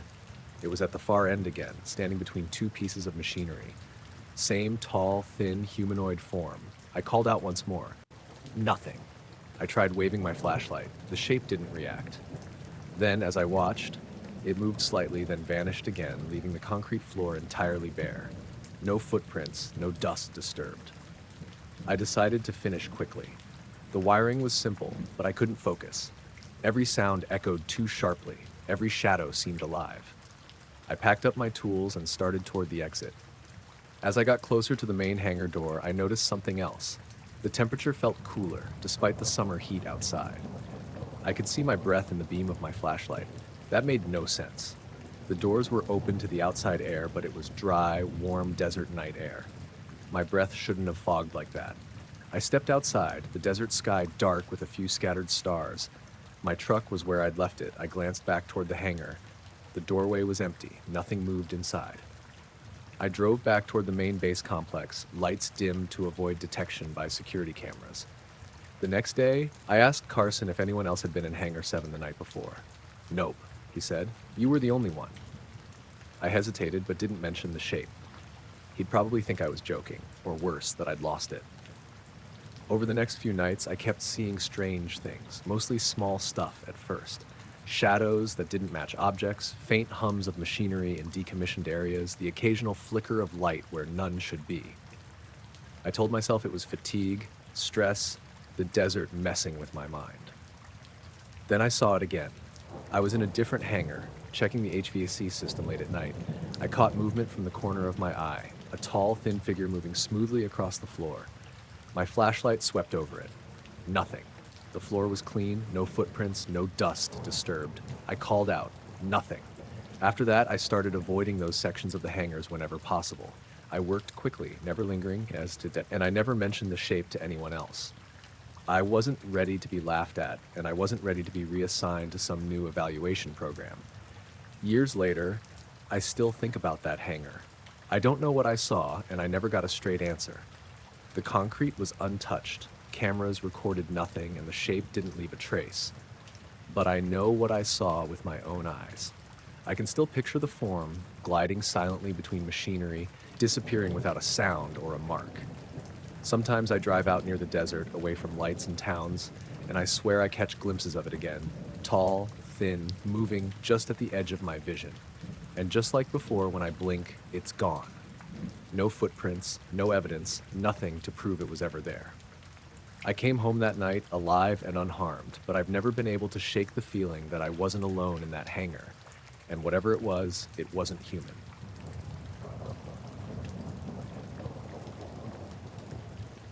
I was on the porch because the house felt too still inside. It had been one of those long days at the clinic. Back-to-back appointments, charts to fill out, the kind of small nagging errors that make you check a patient's name twice. I left my bag by the door, poured a glass of something iced and weak, and settled into the swing with a blanket over my knees. It was late May, warm enough that the nights hung soft, but cool enough that you wanted a little something over your legs. The porch light cast that familiar yellow pool over the steps. The rest of the yard dissolved into hedges and the big maple that leans toward the fence. At first, nothing was odd. The neighborhood was whispering. Somewhere a TV murmured through an open window. A distant car passed, a dog barked twice, and then went on with its night. The little radio on the kitchen counter had been set to low earlier, and its tinny voice floated out the back window for a bit, then faded as people turned off screens. I watch the sky because I do. It's a small ritual, a way to tell the day it's over. The moon was a sliver, and the first stars were pricking out like points on black velvet. I had Rosie, our old beagle, curled at my feet, nose tucked. She stirred sometimes and then settled. That's when the first small thing happened. The crickets that had been making a steady undercurrent of sound cut off. Not a fade out, more like someone snapped a hand over the band. One moment they were there, the next the yard felt like a room with the TV paused. I noticed it the way you notice when the refrigerator stops humming. It's such a minor absence it makes the whole house feel less certain. Rosie lifted her head and looked up at the maple, ears up in that anxious, listening way dogs have. She never did that without reason. I put my glass down and listened. For a while, there was nothing but the far highway and the faint thunk of a screen door down the block. I thought maybe wind had died away. That happens sometimes in the valleys. Little pockets of perfect stillness where the air holds. Then the porch bulb dimmed. Not a flicker or a pop. It softened like someone let the wattage down. The light pool across the steps thinned and a bar of the swing chair threw a longer shadow. I told myself the bulb was old and that I'd replace it in the morning. I told myself many small, sensible things that night. The porch light brightened again after a few heartbeats, steady and normal, and I settled back. A little later, the clock on the stove, the kind with green LED numbers, blipped. It jumped forward by 2 minutes, then back. The soundless tick of the kitchen clock settling felt oddly loud in a night that had lost its crickets. I picked up my phone to check the time. The screen showed a single bar, and the tiny circle of searching that means the network was on vacation. My thumb hovered over the screen like I might prod it back into life. Rosie gave a small bark at the maple and stood up. She padded to the edge of the porch and peered into the yard, tail not wagging, just tense. I went with her and leaned on the rail. The sky glittered. The maple's leaves were black cutouts against it. You could see Orion if you knew where to look. I know because I used to drag my kids out to the park and name the shapes. A single star on the left side of the sky caught my eye. It was one of those first bright ones, maybe a planet even. It hung steady and white. I watched it for no reason other than habit. And then the star brightened. Not slowly, not like the way light seems to bloom when cloud thins. It brightened fast. In the space of a breath, it went from a distant pin to something like a small, very distant bulb turned up to a glare. The change was instantaneous enough that it felt like a cut. The whole yard filled with a soft, pale light that wasn't warm the way porch light is. It was cool, almost silver. It flattened colors into a high-contrast sketch. Roses that had been coral took on a hard white edge. The grass showed each blade like the slats of a paintbrush. When the light hit us, I felt the hairs along my forearms stand up. The air didn't change temperature. If anything, it felt a degree thinner, like the night had been sipped. The light was not a beam. It didn't have a cone or a focused source. It was like the sky had decided to be a lamp, and the lamp had been set on the map of my yard. Shadows sharpened immediately. The house across the street, dark and shuttered, looked as if someone had taken a photograph and pushed the exposure. Even Rosie's eyes reflected the silver in a way I'd never seen. The first thought was practical. Someone with a flashlight on the hill, a sport camera, a spotlight from a truck. But the glow didn't move like any of those things. It didn't come from the road. It came from the sky, up where stars live. It wasn't a plane. I would have heard a motor or seen strobes. There was no sound beyond the distant highway and that small, tight noise of my chest. I called my name out because calling your own name is a thing you can do when the night stretches and you want someone else to witness it, to fold it into normal. Evan, I said, come here. My husband's voice floated from the kitchen window where he'd been fixing something sensible. He always tucks tools away by the sink, and when he answered, I could hear his feet on the tile. I said, outside, now. It was stupidly abrupt, and I knew it, but I wanted him there. By the time he came to the door, the light had eased. The star had returned to its ordinary pin, and the yard had the same gold puddle on the steps from the porch bulb. Evan stepped out, rubbing his hands like he was cold, though the air wasn't. What? He started. The star, I said. It lit up the whole yard. My voice sounded very small. I had the sense of saying something that would make him fold it into a sensible story. Some electrical blip, neighborhood prank, but the tremor in my hands made me honest. He looked up where I'd been looking and squinted. The pinprick of the star was there, innocent and wrong. I don't see anything, he said after a second, like he might have missed the end of my sentence or the point altogether. He came closer and put an arm around my shoulders, the way he does when someone else is rattled. You sure you didn't just catch lightning or a plane? He asked. No, I said.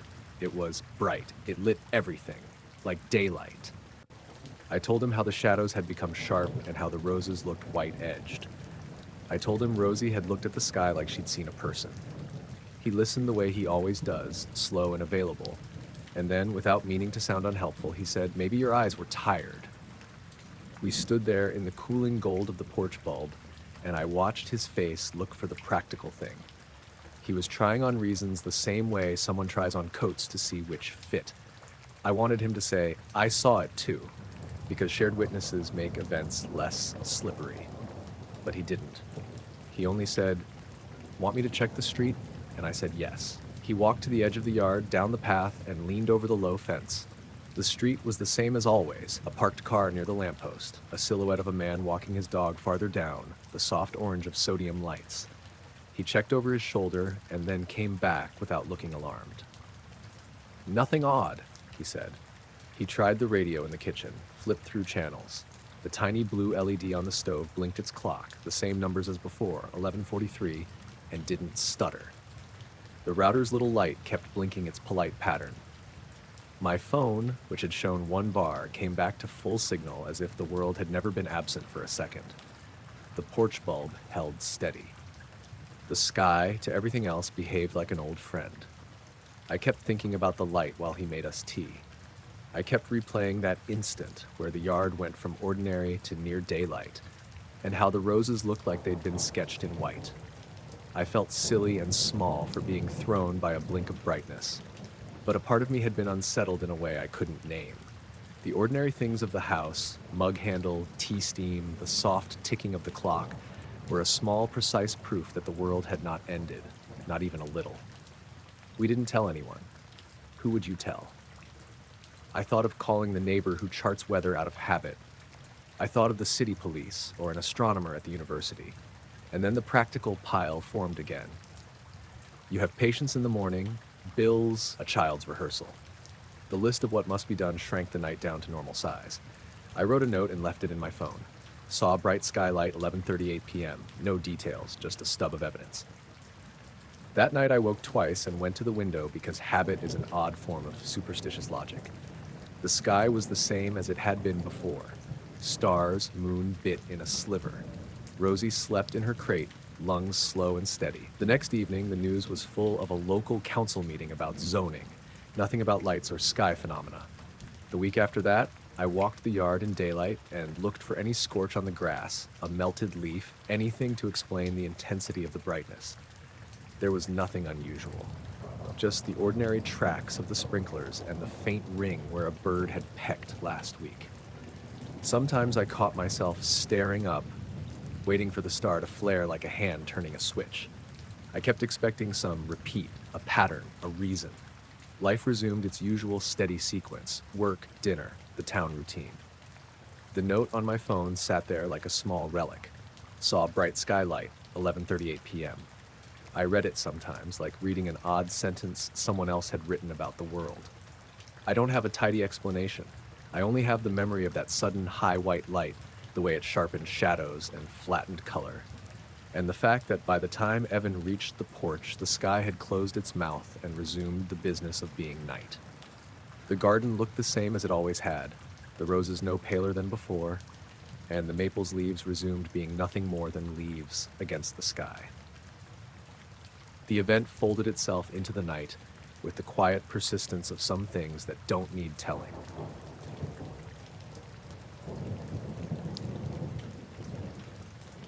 I was walking home late one night through the cornfields near my house in central Iowa. It was around 11 p.m., maybe a little later. I usually don't take that route after dark, but that night I missed the bus and figured I could cut through the fields to save some time. The air was still and humid, the kind you get in late summer just before a storm rolls in, though no rain was coming yet. The moon was mostly hidden by clouds, so the field was darker than usual. The corn was tall, maybe 8 feet or more, and it rustled softly in the breeze. I could hear crickets and the occasional frog croak, but mostly just the quiet shuffle of my footsteps through the dirt path I knew ran between the rows. I wasn't worried. I'd been out there plenty of times before, usually in the daytime, but sometimes in the evening with friends. Never by myself this late, though. As I was walking, I caught a faint red glow ahead, just between the stalks. At first, I thought it was some farm equipment left running, or maybe one of those small blinking marker lights they sometimes put on irrigation systems.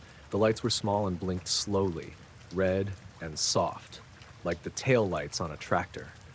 It was about 20 feet ahead, not too far. Curious, I headed toward it.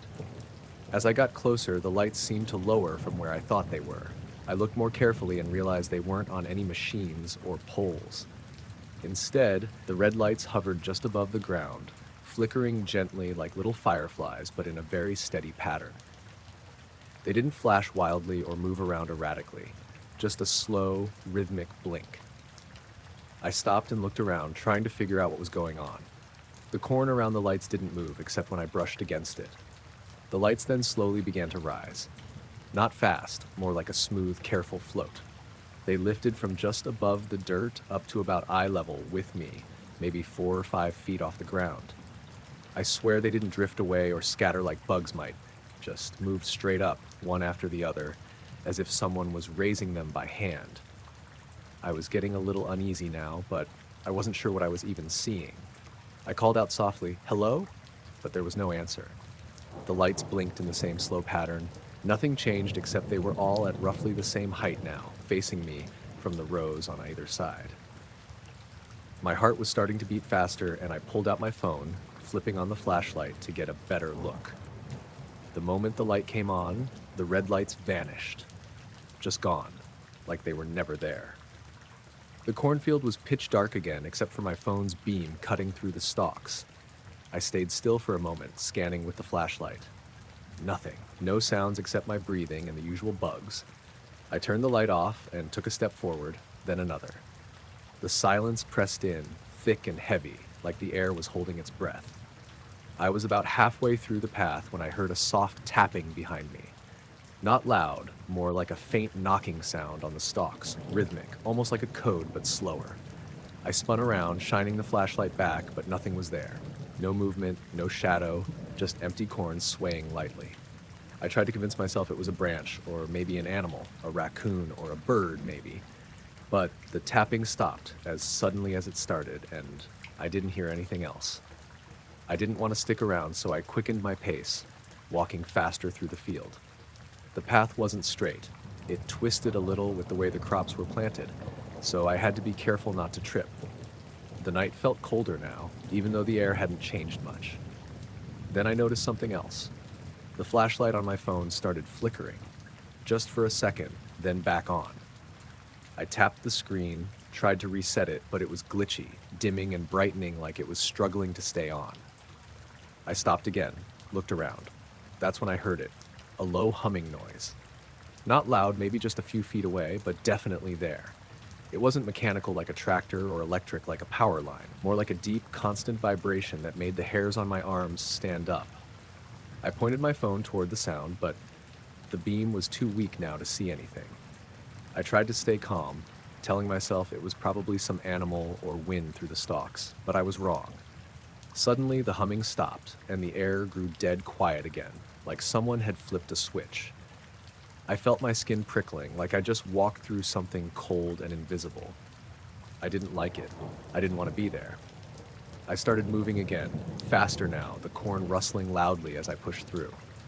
My phone finally died completely, leaving me with only the moonlight, which was still faint and filtered through thick clouds. Then, out of the dark, I saw something else.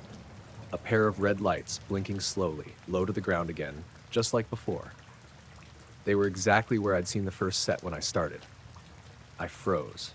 The lights didn't move or respond. They just blinked, steady and calm, as if waiting for me. I backed away slowly, trying to keep my eyes on them, but not wanting to get too close. My throat felt dry. I didn't want to look away, but I also didn't want to stare. After a few seconds, I turned and ran out of the field, back toward the main road and the streetlights near my house. When I got home, everything was normal. My phone wouldn't turn on until I plugged it in, and even then, it acted sluggish. My skin felt like it had been sunburned, tight and warm, but I hadn't been outside in the sun that day. I told my parents I got lost in the dark and just got scared. They didn't ask many questions. It's been weeks since that night, but sometimes when I'm outside alone at dusk or in the dark, I think about those lights. I wonder if I should have tried to follow them, or if I was lucky to get away at all. I don't really know what they were, or if anyone else saw them. I don't walk through the cornfields at night anymore.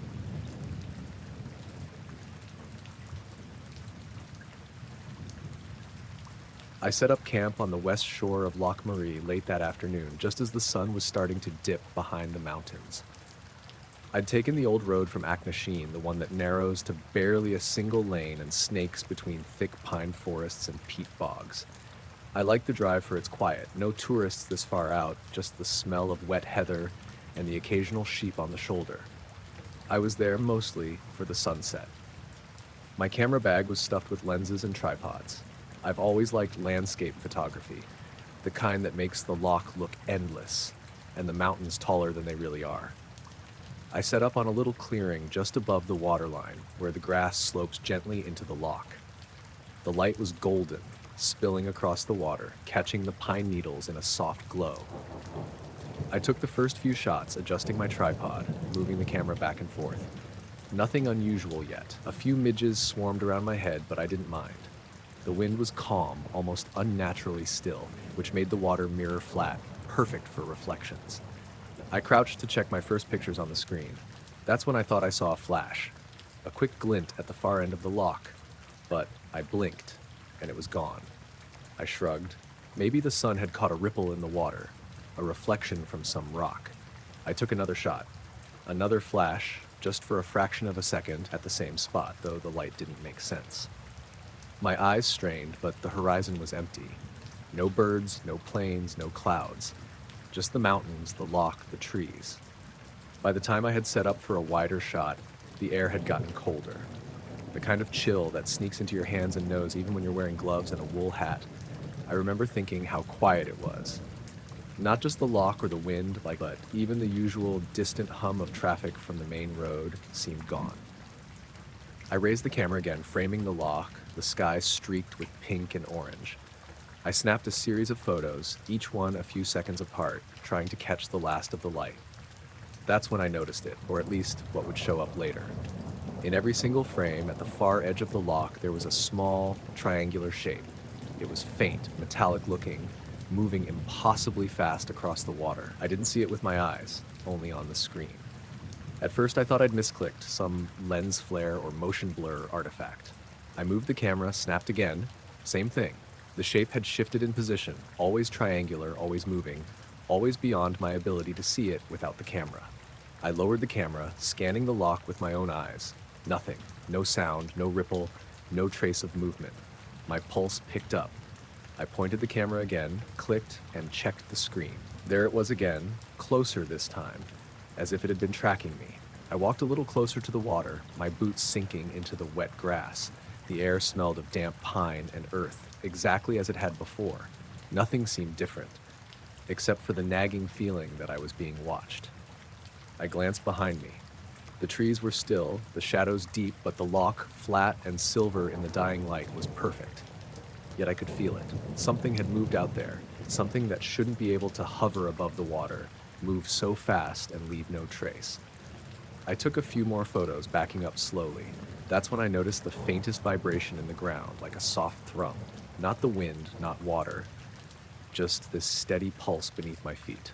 I paused, breathing shallow, trying to convince myself it was just my heartbeat amplified by the quiet. But the vibration didn't stop, even as I took another step back. Then, over the loch, a shimmer, just a flicker, like heat waves on asphalt.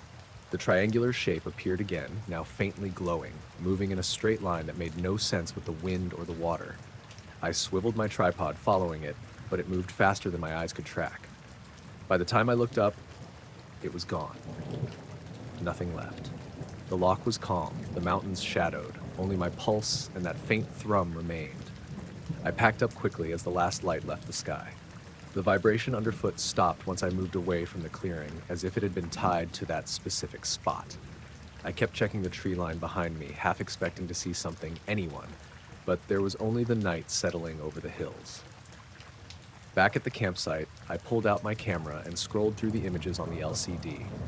Every shot from that last half hour had the shape, sometimes high above the water, sometimes barely skimming the surface.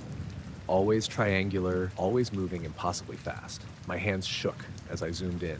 There was no blur, no distortion, nothing to suggest it was a trick of the lens, and yet I had seen nothing with my own eyes. I checked the surrounding area, shone my flashlight over the water. Nothing. The loch was just itself. Dark, still, silent. No waves, no ripples, nothing disturbed. I even walked the shoreline, barefoot through the cold sand and pebbles. No footprints except mine, no marks in the grass, no sign that anything had been there at all. I kept the camera on my lap as I sat by the fire, watching the last smoke curl into the night. The images glimmered faintly on the screen. I tried to rationalize it. Lens artifact? Light reflection? Maybe a seagull catching the last sun? But the triangular shapes weren't random, and they didn't match anything in the environment. The loch had been empty, silent, yet my camera insisted otherwise. By the time I fell asleep in my tent, the air had grown cold enough to fog the inside of the canvas. I dreamed of the loch glowing, of triangles moving beneath the surface, silent and impossibly fast, rising and falling with no regard for physics. When I woke, the loch was calm, the sun barely cresting the mountains. I hiked back to the car, leaving no trace of my night except the photos on the SD card. The rest of the loch seemed normal, as if the shapes had been a mirage. But I've gone back twice since, camera in hand, every time hoping to catch another flicker. Nothing, not a single image, not a pulse. not a shimmer. I still don't understand it. The images exist. The lock looked empty to my eyes. And that pulse underfoot, I can't explain that either. I tell people about it, but they smile politely and nod, chalk it up to imagination or photography tricks. Maybe it was. But I know what my camera saw. And every so often, when the wind is still and the sun hits the water just right, I swear I feel the faint hum of something moving just out of sight, far across the loch, impossible to catch.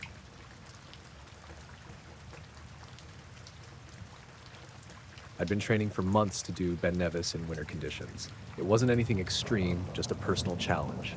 I'd done some smaller Munros in snow, but never the big one. That March weekend, the forecast looked clear but cold, steady minus 6 degrees Celsius near the summit, light wind. I figured it was my best shot before the season turned. I set off early from the Glen Nevis Visitor Center, still dark, headlamp on. The car park had only 3 other vehicles. I saw one guy packing his gear into a big red rucksack but didn't talk to him. The lower path was iced over but manageable with spikes. My plan was straightforward. Up the mountain track, summit by midday, back down before it clouded over. By the time the sky started turning gray-blue, I was maybe halfway up. Snow crusted on the rocks, crisp underfoot, no one else in sight. I stopped near a small cairn to drink water and adjust my gloves. The air felt heavy and still, but that wasn't unusual at that altitude. Another hour and I could see the upper plateau. Visibility was good, just a few thin clouds drifting low in the glen below. It was quiet, no bird calls, no wind gusting against my hood, just the crunch of my crampons. Then I heard something faint. Not a noise exactly, more like a drop in pressure. That sensation before a storm, but sharper. I paused. My watch showed 11:47. The sunlight was muted, and like the brightness had been dialed back slightly. I told myself it was just my eyes adjusting after looking at the snow. I kept climbing. At the summit, there were only 2 other people, an older man with a beard and a younger woman, maybe his daughter. They were taking photos near the trig point. We nodded but didn't speak. I walked to the edge to look out over the glen. The view was crisp, every ridge and shadow sharp. That's when it happened. The light dimmed just slightly, and the temperature dropped hard enough that I saw my breath fog thick and fast. I zipped up my jacket.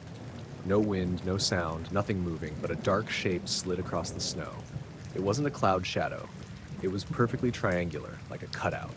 I froze. It passed over the summit in total silence. No fluttering snow, no gust of air. Just there one moment and moving the next. Slow enough to track with my eyes, but faster than a cloud. It felt like it was both above me and around me at the same time. The man and the woman stopped talking. I glanced at them. Both were staring at the ground. The shadow stretched maybe 30 meters across, sharp edge, darker than any normal shadow. My brain kept trying to fit it into something logical. Maybe a helicopter, maybe some kind of sailplane. But there was no sound, no movement of air, no object visible above us. Then it passed beyond the edge of the summit and vanished over the north face. The brightness returned like a switch had been flipped. The air was still bitterly cold, but the extra drop eased. I realized I was gripping my trekking pole so tightly my knuckles hurt. The man muttered something in Gaelic and started packing up quickly. The woman followed without looking at me. They headed down the path, boots crunching fast on the ice. I stood there alone, heart hammering, trying to see if there was anything in the sky. Nothing. Clear blue-gray, no planes, no birds. I took a photo of the snow where the shadow had crossed, but of course it was just snow in the picture. When I finally started down myself, the path felt different. The snow squeaked underfoot in a higher pitch, like walking on styrofoam. My compass needle trembled faintly when I checked it at a junction. It wasn't spinning wildly, just quivering back and forth a few degrees. I blamed the metal of the trig point, but it kept doing it for another 15 minutes as I descended. Halfway down, I caught sight of the 2 ahead of me, far lower on the track, moving quickly. I thought about shouting, but didn't. Something about the silence felt like it would swallow my voice. The rest of the descent was normal. Snow softening a little under the sun, a light breeze picking up again. By the time I reached the car park, my watch said 15:06. The man and woman's car was gone. Mine was one of only 2 left. I sat in the driver's seat for a long time before turning the key, my gloves still on. I kept looking up at the summit through the windshield. Everything looked exactly as it should. Just a big mountain, snow on top, sky above. I've gone back since in different seasons. Nothing like that's happened again. But every time I reach the plateau, I find myself glancing down at the snow, waiting to see that impossible triangle slide across it, silent and sharp like it was never really there.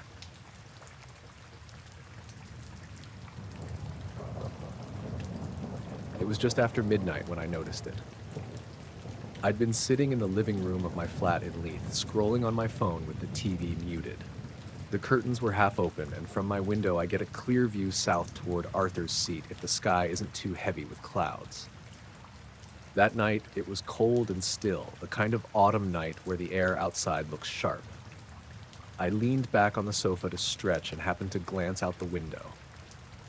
At first, I thought I was looking at a plane. There was a single white light hovering above the outline of Arthur's Seat. It wasn't blinking like normal aircraft lights do, though. Just a steady glow, a bit larger than I'd expect for a plane that high. It held my eye because it wasn't moving.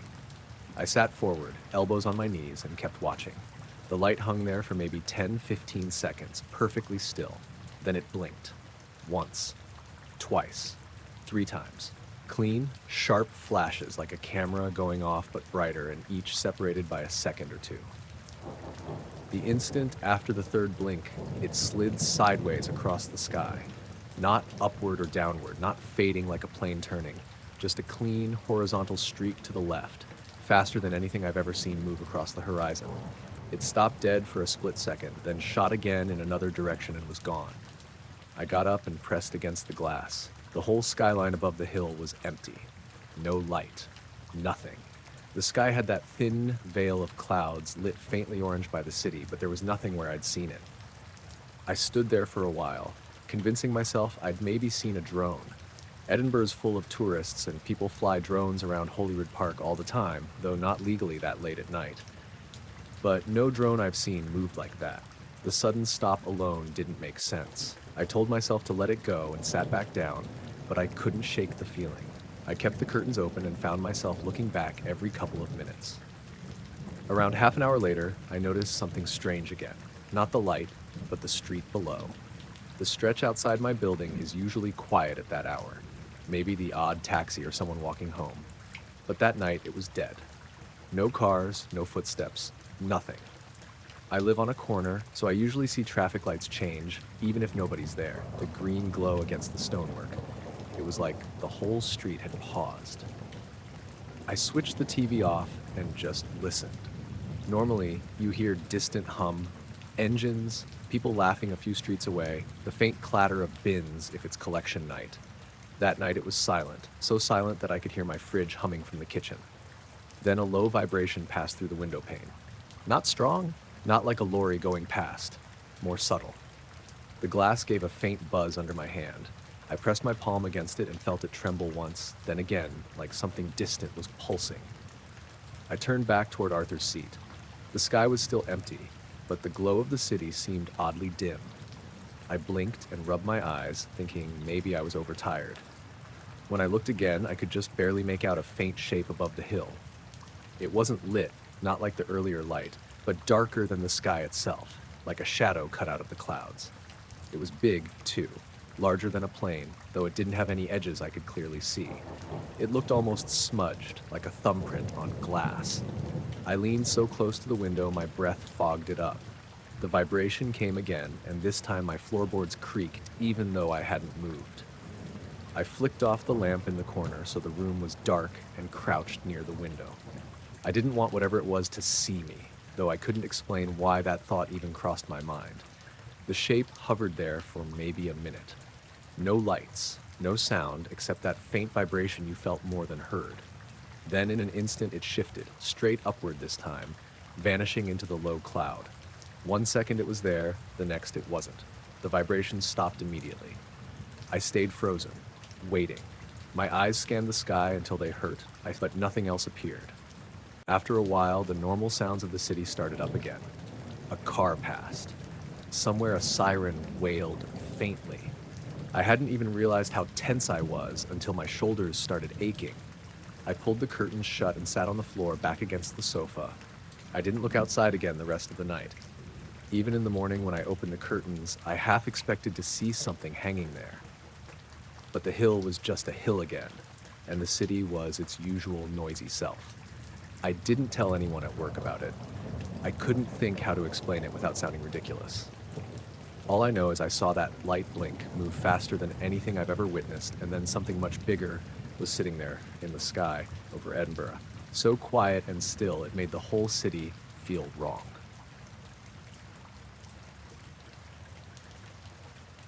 I was driving through the Cairngorms late one night when it happened. I'd been visiting my sister in Aberdeen for the weekend, and instead of taking the long way around through Dundee and Perth like I usually do, I decided to cut across the park on the AA939. It's a beautiful road in the daytime, winding through valleys and climbing into the hills, but at night it's something else entirely. No streetlights, no towns for miles, just the headlights of your own car cutting a narrow tunnel through blackness. It was early March, and there'd been a light snow earlier that afternoon. By the time I set out, the roads were clear enough, but the air was still sharp, and patches of frost glittered whenever my beams caught the tarmac at the right angle. I wasn't in a rush. I had music playing low, just to break up the silence. After Tom and Toole, the road narrows and climbs steadily. The trees thin out, replaced by stretches of moorland with dark ridges in the distance. I hadn't passed another car in at least half an hour. Somewhere past Bridge of Brown, I noticed my headlights dim slightly. At first, I thought it was my eyes adjusting, or maybe I'd leaned on the dial without noticing. I reached down to check, but the brightness control was where it always was. A minute later, they dimmed again. Not a flicker, more like someone slowly sliding a dimmer switch down a notch. The engine was still running perfectly, no stutter, no warning lights on the dash. I turned the music off and listened. Nothing unusual. The tires hummed steadily on the road, then they dimmed again. By now, I was gripping the wheel too tightly. My gut told me it wasn't the car. It was something else.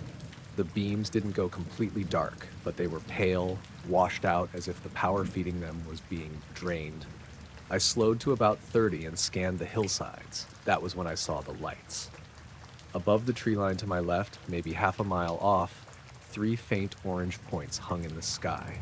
They weren't stars. The night was clear, and I could see Orion high above, sharp and steady. These were lower, duller, but arranged in a perfect triangle. They didn't move. They just hovered, evenly spaced like they were painted onto the night. I kept glancing between the road and those lights, trying to make sense of it. They weren't flares. They weren't aircraft. They weren't anything I could put a name to. The strange part was how they seemed fixed, not only in position, but in brightness. My eyes should have played tricks, adjusted, shifted, but they stayed exactly the same, as if the distance didn't matter. I pulled into a passing place and stopped the car. I left the engine running. The headlights looked weaker than they should have, but they were still throwing a beam on the frost ahead. I switched them off. The night rushed in, heavy and absolute. The orange triangle stood out even more without the glare. The engine idled steady. No dip in the revs, no roughness, just the low murmur of it echoing off the banks. And then I noticed the silence outside. No wind through the grass, no trickle from the burns that usually cut across those hillsides. Just stillness, pressing in against the windows. I cracked the door and stepped out. The cold hit immediately, sharp enough to bite through my jacket. The crunch of gravel under my boots sounded too loud. The lights were still there, still perfect. I stared for what must have been a full minute, waiting for them to shift or fade or resolve into something ordinary. They didn't. Then, without any warning, they blinked out. Not one by one, gone all at once. The darkness that replaced them felt heavier, like the whole valley had exhaled. I turned back toward the car, suddenly desperate not to be standing out in the open. When I climbed in, the headlights came back at full brightness the moment I flicked them on, as if nothing had ever been wrong. I sat there gripping the wheel, trying to steady my breathing. I thought about calling someone, but who was I going to phone at midnight on a freezing back road in the Cairngorms? What would I even say? I drove the rest of the way home without stopping. Didn't see another car, didn't see anything else unusual. But the whole drive, I kept glancing at the tree lines, at the ridges silhouetted against the sky. half expecting to see those three lights hanging there again. They never came back.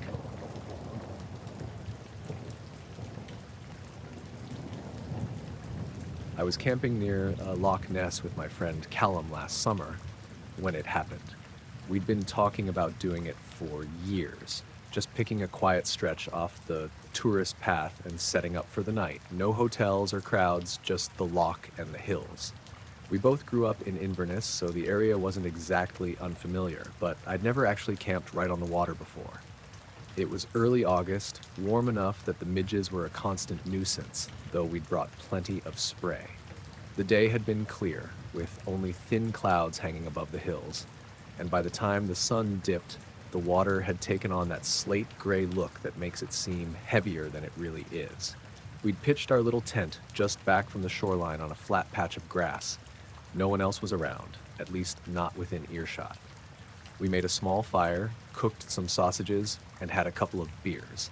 It was one of those nights that felt ordinary in the moment. Banter about work, about old schoolmates, about nothing important. Around 11, the fire had burned down to embers, and we just sat staring across the water. That was when I heard it for the first time. A sound, faint but steady, coming from somewhere across the loch. At first, I thought it was a boat engine way off in the distance, but there weren't any lights on the water. It wasn't quite like an engine anyway. It was lower, almost like a big generator running underground. It didn't waver or sputter, just this smooth mechanical hum that carried across the surface of the loch. Callum stopped mid-sentence and cocked his head. "You hear that?" he asked. "Yeah," I said. "What is it?" He shrugged and we both listened. It didn't get louder or quieter. It just hung there, vibrating faintly through the air. After a few minutes, it faded. Not like something moving away, but like someone slowly turned a dial down until it wasn't there anymore. We didn't talk much about it. I think we both assumed it was some weird acoustic thing. The loch is huge, and sound bounces strangely off the hills. I tried to brush it off, but something about it bothered me. It hadn't sounded natural. We turned in not long after. The tent was small, and I lay awake for a while, listening. At one point, I thought I heard the hum again, very faint, but it was hard to tell if I was imagining it. Eventually, I drifted off. I woke sometime after 2. The fire was completely out, and the night had that heavy stillness you only get in remote places. I needed a piss, so I unzipped the tent carefully, trying not to wake Callum, and stepped outside. The air was colder than I expected. A thin mist had rolled in, clinging low over the grass and drifting lazily above the water. Everything was quiet. Even the usual rustles and distant animal noises seemed muted. I walked a few steps down toward the shore, the grass damp under my boots. That was when I noticed the light. At first, I thought it was a star reflecting off the loch, but then I realized it was moving, slow, deliberate, gliding just above the surface. A pale sphere, not bright like a torch or a lantern, but glowing softly like a frosted bulb. It moved perfectly smooth, maybe 20 feet above the water. I froze. The light was traveling parallel to the shoreline, maybe 100 meters out. What struck me immediately was its reflection. The loch was restless. Little waves lapping in the moonlight. But the reflection of the sphere wasn't disturbed at all. It floated like a perfect twin, gliding across a mirror instead of water. I crouched without thinking, as if that would make me less noticeable. My breath felt too loud in my chest. The sphere didn't flicker or wobble. It didn't make a sound. The only noise was the faint slap of water against rocks at the shore. Then the hum started again, not faint this time. Clear, low, resonant. It rolled through the air and seemed to press against my skin, not painfully, but insistently, like standing too close to a bass speaker. The sphere slowed. I can't explain why, but I felt completely exposed. Not just watched, like it knew I was there, crouched in the mist with my boots sinking into the wet ground. I glanced back at the tent. I could have woken Callum, but I didn't want to move, didn't want to make a sound. The hum was steady, almost hypnotic, but underneath it was this prickling dread I couldn't shake. The sphere drifted a little closer to shore, maybe 50 meters out now. I realized I'd been holding my breath. Then, without warning, it dimmed. Not gradually like a fading lamp, just a sudden softening, as if someone had turned the brightness down in one motion. The reflection stayed just as sharp, unbroken, a second sphere moving on invisible tracks. and then both were gone. No fade, no drift into the mist. 1 second they were there, the next they weren't. The exact instant they vanished, the hum cut off. The silence afterward was so complete it made my ears ring. I crouched there for what felt like minutes, staring at the spot where the sphere had been, waiting for the hum to come back, but it didn't. Eventually I forced myself to stand and walk back to the tent. My legs felt shaky. Callum was snoring inside, oblivious. I lay down next to him, eyes open, heart still hammering, and stared at the nylon ceiling until morning. When he woke, I told him about it. He laughed at first, thought I was winding him up, but when he saw I was serious, he just frowned. Said maybe it was a drone, though he admitted he'd never heard one sound like that. He asked why I didn't wake him, and I didn't know what to say. I still don't. We packed up not long after breakfast. The mist had burned off, and the loch looked ordinary again, rippling calmly under the sun. Nothing out of place. I haven't been back to that spot since.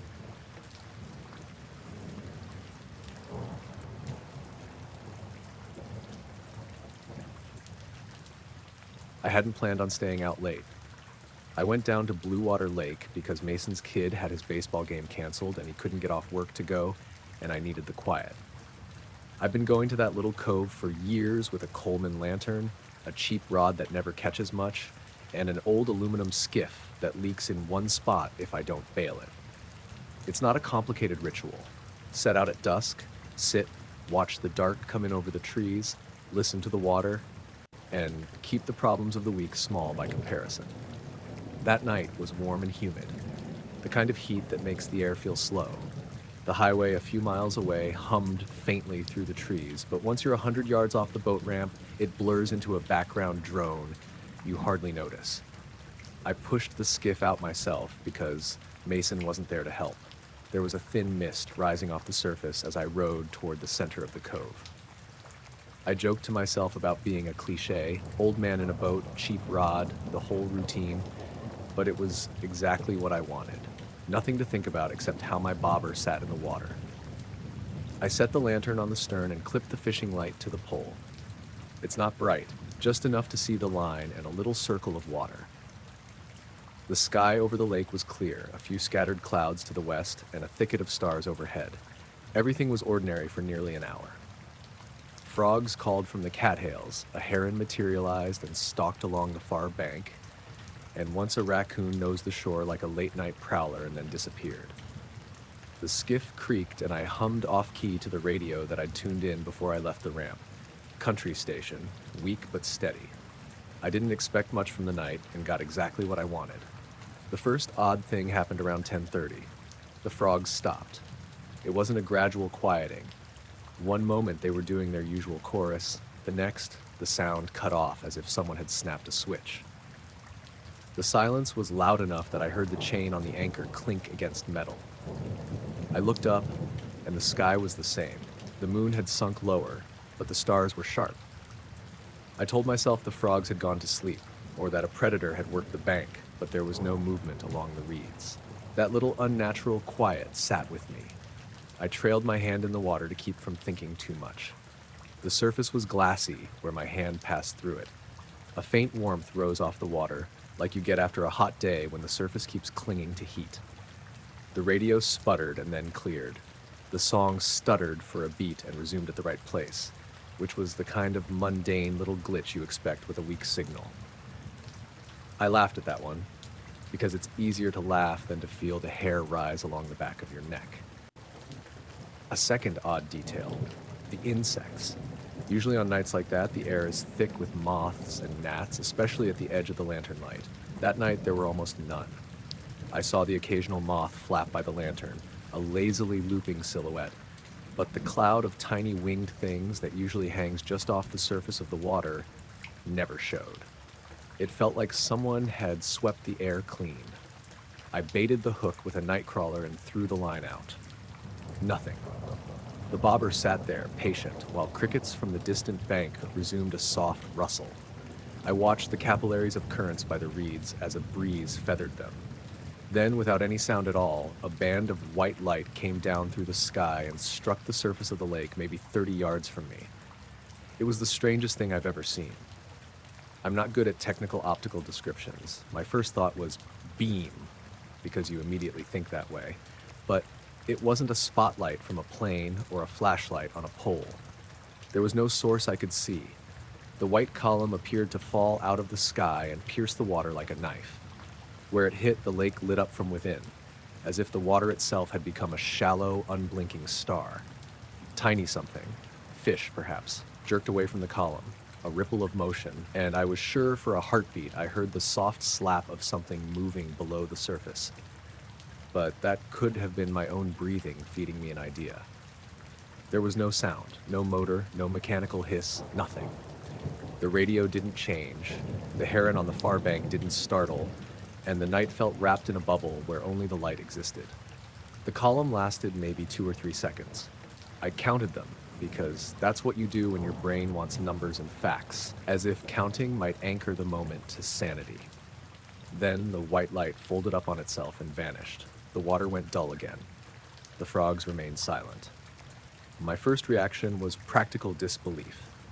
Maybe someone down on the far shore had a flashlight and some angle that made it look like the beam came from the sky. But I had the whole arc of the trees between me and any shore, and the angle didn't line up with anything human-made I could imagine. I scanned the horizon, no flash, no plane, no helicopter. Just the usual traitorous light from the highway way off in the distance. After the beam faded, a thin mist seemed to thicken for a minute, hugging the surface. It smelled like the lake itself. Wet algae and old bark, not that metallic smell some people say accompanies strange lights. I sat very still because moving felt like the wrong thing to do. What if my motion broke whatever thread of reality had made that column? The radio hummed its way through a commercial. Somewhere far off, a dog started to bark. A deep, honest noise that made the silence feel normal again. I reeled in the line and checked the hook. Clean. No bite marks. Nothing on it. I snapped photos with my phone because it's muscle memory now. When something strange happens, you take a picture, even if you don't expect it to show anything useful. The screen showed what I remembered. A patch of glassy water where the beam had been, and nothing in the photo but the lantern's ring of light. The images didn't capture the column. That disappointed me in a minor, childish way. It also made the event feel private, as if it had been arranged for me alone, and cameras were politely excluded. I thought about calling Mason, but what do you say? Hey, you free to come out? A light came down and poked the water. So I did what men with boats and nothing else to do often do. I drank cheap thermos coffee and tried to talk myself down. I rowed toward the spot at a slow, deliberate pace, each stroke careful so I wouldn't make waves. As I approached the place, the water had flashed. The surface looked colder. A skin of chill glossed across it. The frayed grass at the edge of the cove was still, no wave, no disturbance, no floating debris, nothing. The oars dipped and the boat barely moved. Another small thing happened then, one of those details that sticks in your head, oddest later. The fish that sometimes break the surface, the bass that slurp flies when the light's right. They didn't. For those last few minutes, the lake behaved like a pond that's held its breath. No fish, no bugs, no frogs. The world had tightened in on a single event and then loosened again, leaving a pocket of emptiness. I pulled the skiff back toward the ramp and motored slowly, testing the old outboard because I didn't want it to fail with the dock still a ways off. It sounded normal enough, a tired cough and a steady beat. When I tied up and carried my gear up the slope, the town lights beyond the trees looked the same as always. Steady, indifferent. The dog from the neighbor's yard was quiet. The highway was its distant, mole-hilled hum. I didn't tell anyone that night. I drove home with the windows down because the air felt fresher than it had when I left, and the fan on the dash didn't rattle like it usually does when it's been off for a while. I went to bed at midnight and lay there replaying the beam in my head until sleep took what was left of my attention. In the morning, the lake was a talking thing again. Cars in the parking lot, kids at the ramp, froth of ordinary life. I thought about mentioning it to the man at the bait shop. He's the kind of guy who hears everything and sorts it into categories, and I wanted that sorting. I realized I didn't want it sorted.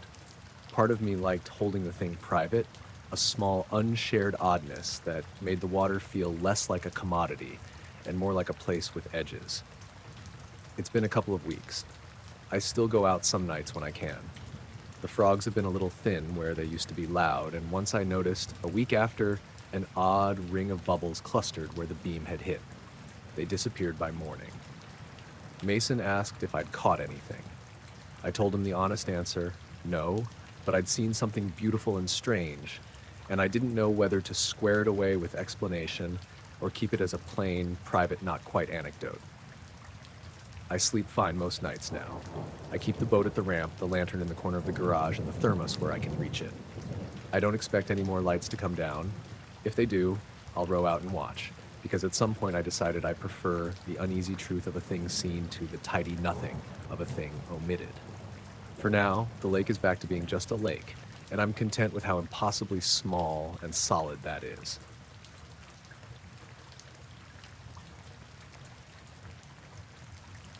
I was driving home late from a double shift at the clinic. The kind of night where your brain is fogged and your body keeps telling you to stop and sleep, but your car keeps going anyway. It was a Thursday. Fog rolling in off the ocean, thicker than it usually does this time of year. Low, wet, smelling of kelp and diesel. And the stretch of road I take is mostly empty between the town and the small subdivision where Anna and I rent a place. I know the turns by muscle memory. Past the gas station, under the broken streetlight, through a pair of tight curves where the cliffs come close to the road. I like that route because it's quiet and short, and the ocean is somewhere over your left shoulder the whole way, a black suggestion you can't actually see. The first odd thing was nothing dramatic. My radio, which usually grumbles between stations at that hour, went completely silent for a few minutes and then popped back on with the same song I'd been listening to, like nothing had happened. The song didn't sound weird. It was just there, like a tape that had briefly been restarted. I shrugged it off. The fog made everything weird. Headlights looked like halos, signs spattered with moisture. I kept my speed down. A couple of miles in, a flock of birds rose up off the guardrail and scattered across the road in perfect low bursts. They didn't make a sound. Usually at least one of them would give a terrified chirp as it took off. That night they moved almost silently, and seeing them disappear into the wet air without sound gave me a small prickle along my forearms. I told myself it was a late migrating flock, nothing more. People who live near the water get used to odd animal behavior. They adapt. The fog tightened as I approached the overlook, where you can see the headlight reflections on the spray if a truck's headed the other way. A man in a reflective jacket had been standing on that turnout every week since the new cable guardrail went up. I assumed he was a contractor checking bolts, but tonight the turnout was empty.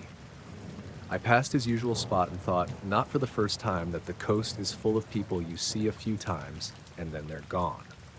My phone, which I use mostly as a GPS and for the occasional podcast, had the map app open. The car's dash GPS does the same trick, but the phone is handier when the dashboard blurs in the damp. The map looked normal, my little blue dot rounding the curve, the road a thin gray vein. Then, for a breath, the dot jumped. It leapt off the road and blinked out over an expanse of deep blue where the map showed nothing but ocean. The app did an odd recalculation, the sort of silly little animation it makes when you take an unplanned turn. And for a second, the screen showed my car floating somewhere in the middle of the Pacific. I laughed out loud at first, just because the absurdity of it broke the tension. The dot sat in open water, a tiny, ridiculous speck amid a wide swath of navy pixels. There were no land masses near it, no tiny icons of boats or platforms, just empty map. The app labeled the point with latitude and longitude, and an estimate that I was, according to the phone, about 3 miles offshore at 45 miles per hour. Panic didn't show up as the cinematic thing you see in movies. It was smaller and colder, a tightening behind my sternum, a sudden awareness of how loud the heater sounded, how soft the seatbelt felt. I glanced at the rear view. The road behind me was a ribbon, headlights far off in the fog, no overturned cars, no emergency vehicles, nothing that would explain a navigation glitch that massive. I tapped the screen. The map lit up and snapped back to the road. My blue dot popped into position again, centered in the lane where my headlights painted the white line. The whole thing took maybe 3 seconds. In the real world, my car hadn't moved. My hand was still on the steering wheel in exactly the way it had been. The radio still stumbled between stations as if nothing else had happened. Still, I slowed, gradually, in that way you do when you want to look like you're being cautious and not like you're holding on to the brake for a dumb reason. The fog made everything haloed and the cliffside side smelled of salt and rust. I thought about calling the clinic, telling someone to meet me, to put a sign out by the old oak, but that felt like escalating something that might be a phone app glitch. I dismissed it as that, a GPS blip, satellites losing lock for a second in tricky terrain. Mobile reception on that stretch is flaky. It could have been the phone, it could have been the weather, and then, 2 miles later, the phone did it again. This time the map animation was worse. The blue dot peeled off the road and accelerated into open ocean, then stuttered like a broken steam engine and stopped dead in a blank, featureless patch of map. For an instant, the app overlaid a rectangular dialog box that is supposed to say, recalculating route. Instead, it showed a set of coordinates and an altitude field. Altitude. The idea of altitude on an app I used to find my way home was a ridiculous misfit, like seeing a snow line in a desert. My hands tightened on the wheel, knuckles white under the thin driving gloves, because the phone wasn't just making noise now, it was suggesting another reality. I pulled onto the shoulder, more abrupt this time, and killed the engine. Fog pressed against the windshield like breath. Every stray sound was amplified. A far-off gull, the steady thump of my own heart. The phone screen stayed alive, displaying that absurd ocean dot, like a photograph of a lie. I tapped the app until it closed, then reopened it. The map was normal. The blue dot was back on the road. GPS satellites, I thought. Software. Settings. I went through the motions, turned the app off, toggled location services, looked at the phone's system time, checked for updates. Everything appeared normal. Battery at 63%, 2 bars of signal, no warnings, no error messages. After a couple of minutes, I started the car and eased back into traffic. The world returned to smaller strangenesses. An old cat slinking across the outside lane that would have normally darted away into someone's yard, but instead kept to the edge of the asphalt like it had a reason to be there. The streetlight at the second corner, the one that usually flickers, was steady and bright. The one after that was dim, as if someone had nudged a dial between the poles. My watch buzzed, a calendar reminder I'd set that morning, and its time matched the stove clock in the house. The phone's map didn't misbehave again. When I pulled into our driveway, Anna was at the window, sleeves rolled up, mug in hand, small, domestic relief. She asked me if the clinic had been busy. I told her it had, and then because I knew she'd ask, and because it reflects how we share small anxieties, I held the phone up and showed her the last bit of the map where the app had briefly pictured me in the water. She laughed a little, because that's what she does to steady me. GPS is weird, she said. Maybe your phone's just drunk. We both laughed, and I felt a part of the tension slide away. I wiped the phone screen, set it on the counter, and we went to bed. The next morning, I pulled up the location history in the map app because part of me wanted proof, a clean explanation. The app showed my entire route, the gas station, the 2 curves, that turnout where the contractor usually stands, then a continuous line into the driveway. No ocean dips, no sudden coordinates. I checked the phone's system log and the diagnostics. Nothing flagged. The car's dash computer, which records speed and engine data, showed the same. Continuous drive. No stops except the one where I'd pulled over on the shoulder. There was no logging of an excursion into the water. I told a coworker about it at lunch, one of those lean-in, you ever have your GPS freak confessions. He nodded and told me about a time a cop car's dash said he was driving in a cornfield in Nebraska while he was on a highway in Iowa. We traded stories like that, small mechanical betrayals that didn't amount to anything more than a story. He said satellites and terrain and weather could conspire to confuse receivers. He shrugged and returned to his sandwich. It's been a few weeks. The road is the same ribbon along the cliff, and the fog still comes in from the ocean like a slow river. I take the same turns. I know the houses, the spots where the road's edge crumbles, the little pullouts where kids sometimes lean to look at the water. The phone's map app hasn't misplaced me again. Maybe I had a fluke of software and weather and sheer bad timing. Maybe some satellite pinged wrong and my phone decided to play a mean joke. But every time I pass the overlook now, I slow down a little, like even when Anna's not waiting up at the window. I check the mirrors more than I used to. There's a small, steady unease sometimes, a fuzz like static under conversation, and I notice more things. The silence of birds sometimes, a porch light that flicks off at just the wrong second, the way the fog sits heavier near the cliff than it does over the road. Nothing that proves anything, nothing to name. Just a feeling that sometimes, in the middle of ordinary miles, the map of where you are can briefly insist you're somewhere else. That's all. It's not dramatic, it's not done to terrify you. It's just enough to make you look at the ocean at night and remember that maps are guesses, not guarantees.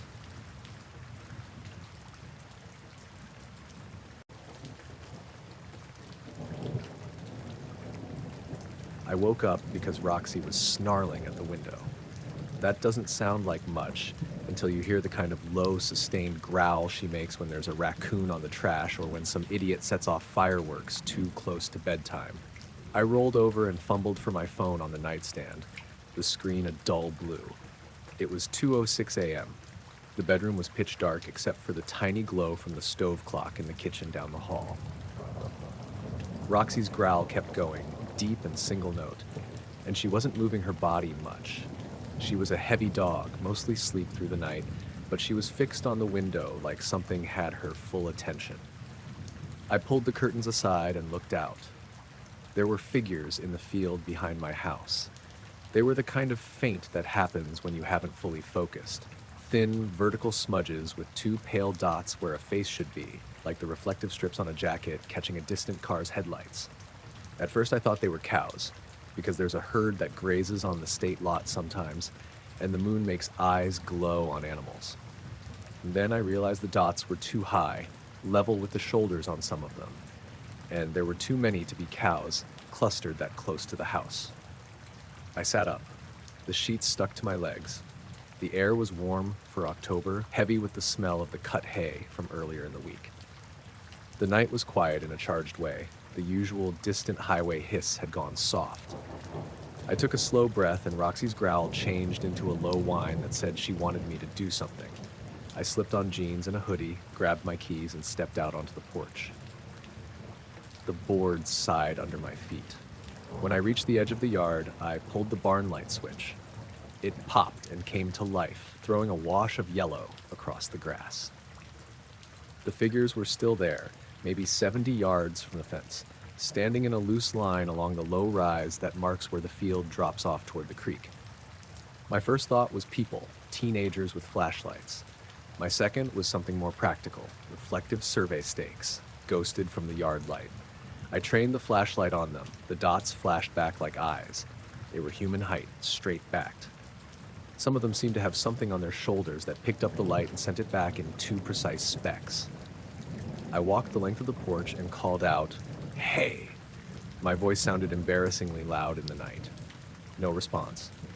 At one point, one of the figures tilted slightly, and the two specks went dim like someone had turned their head. Roxy sat on my heels, rigid. I took my phone out and tried to record. The screen focused on empty air. When I zoomed in on the spot where a figure stood, all I could see was a smear of gray and the meadow grass outlined in moonlight. Whatever reflected the porch light in a way that made them look like a face didn't show up as anything human unless I was watching with my eyes and not through glass and not on a screen. That was the first small mismatch of the night. The thing my eyes accepted didn't register to my phone. I walked down the short path to the yard gate.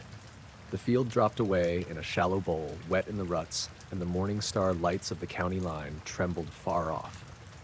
The figures didn't move toward me. They didn't move my direction at all.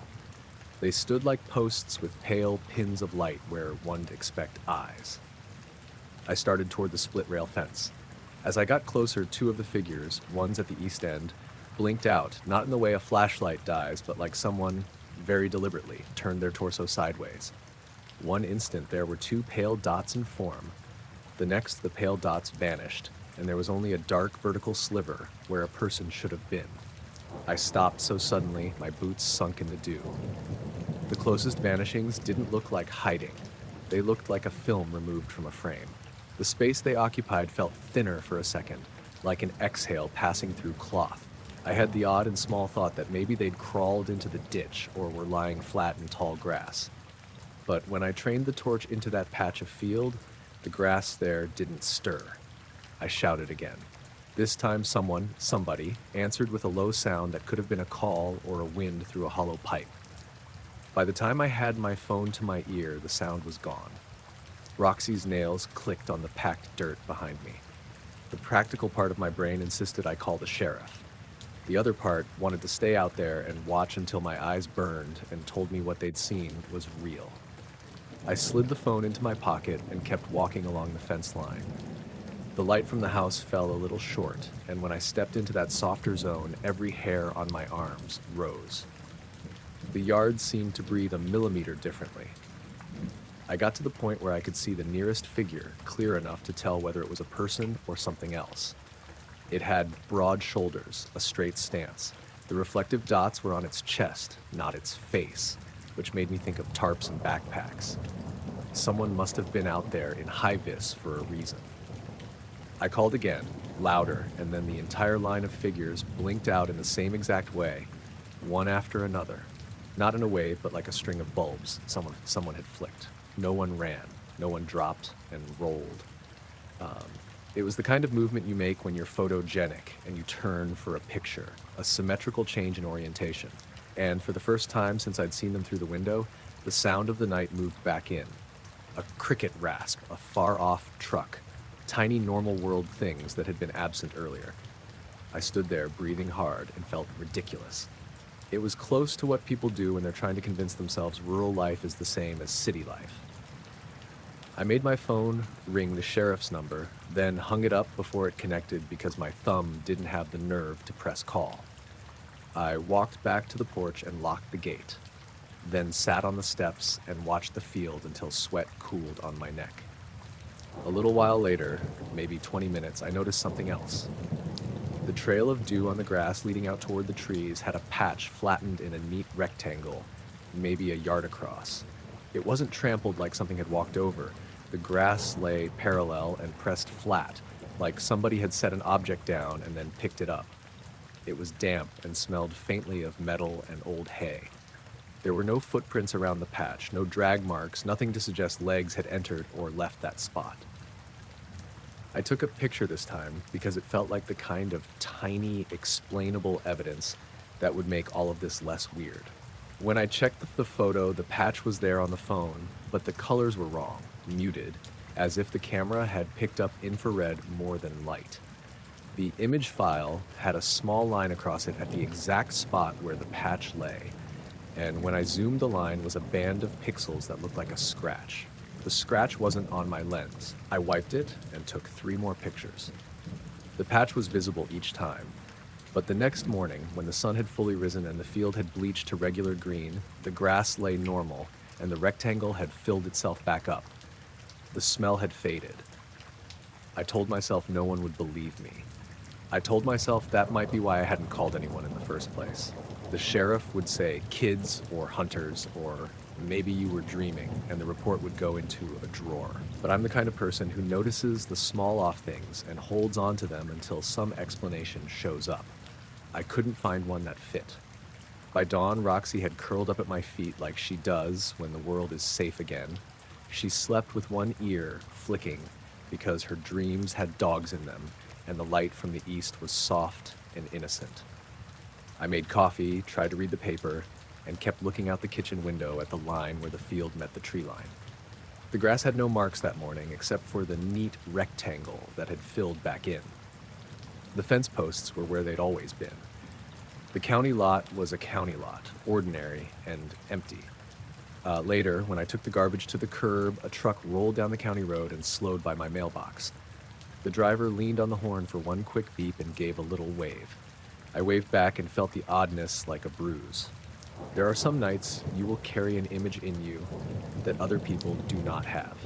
It makes you careful in your speech, careful about how you say things that could sound like excuses for not sleeping. I don't have an answer for what I saw. I don't have a time-stamped video that proves anything. The phone photos are grainy in ways a camera's not supposed to be. The rectangle in the grass had an odd smell and left no tracks. And Roxy's growl was exactly what it should be when something is close enough to notice but not part of the world you know. I made it through the day. I did the chores, mowed the lawn, bent to pick up the kids' baseball that had rolled under the shed. The world resumed its honest smallness. I told the story to one neighbor over the fence while we replaced a broken post. He nodded and said, "All kinds of things out there at night, friend. Keep your dog close." That's what people say when they don't want to make any more of it than necessary. I promised myself I would lock the gate every night and keep a light on. I'll do the same again tonight. The field sits the same as it ever did, open, flat, indifferent. And somewhere in that plain, I know there will be room for things that look like people, and then, in a blink, aren't.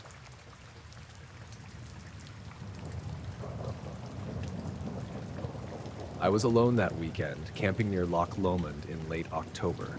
The weather was typical for that time of year, cold, damp, and fog rolling in off the water in waves.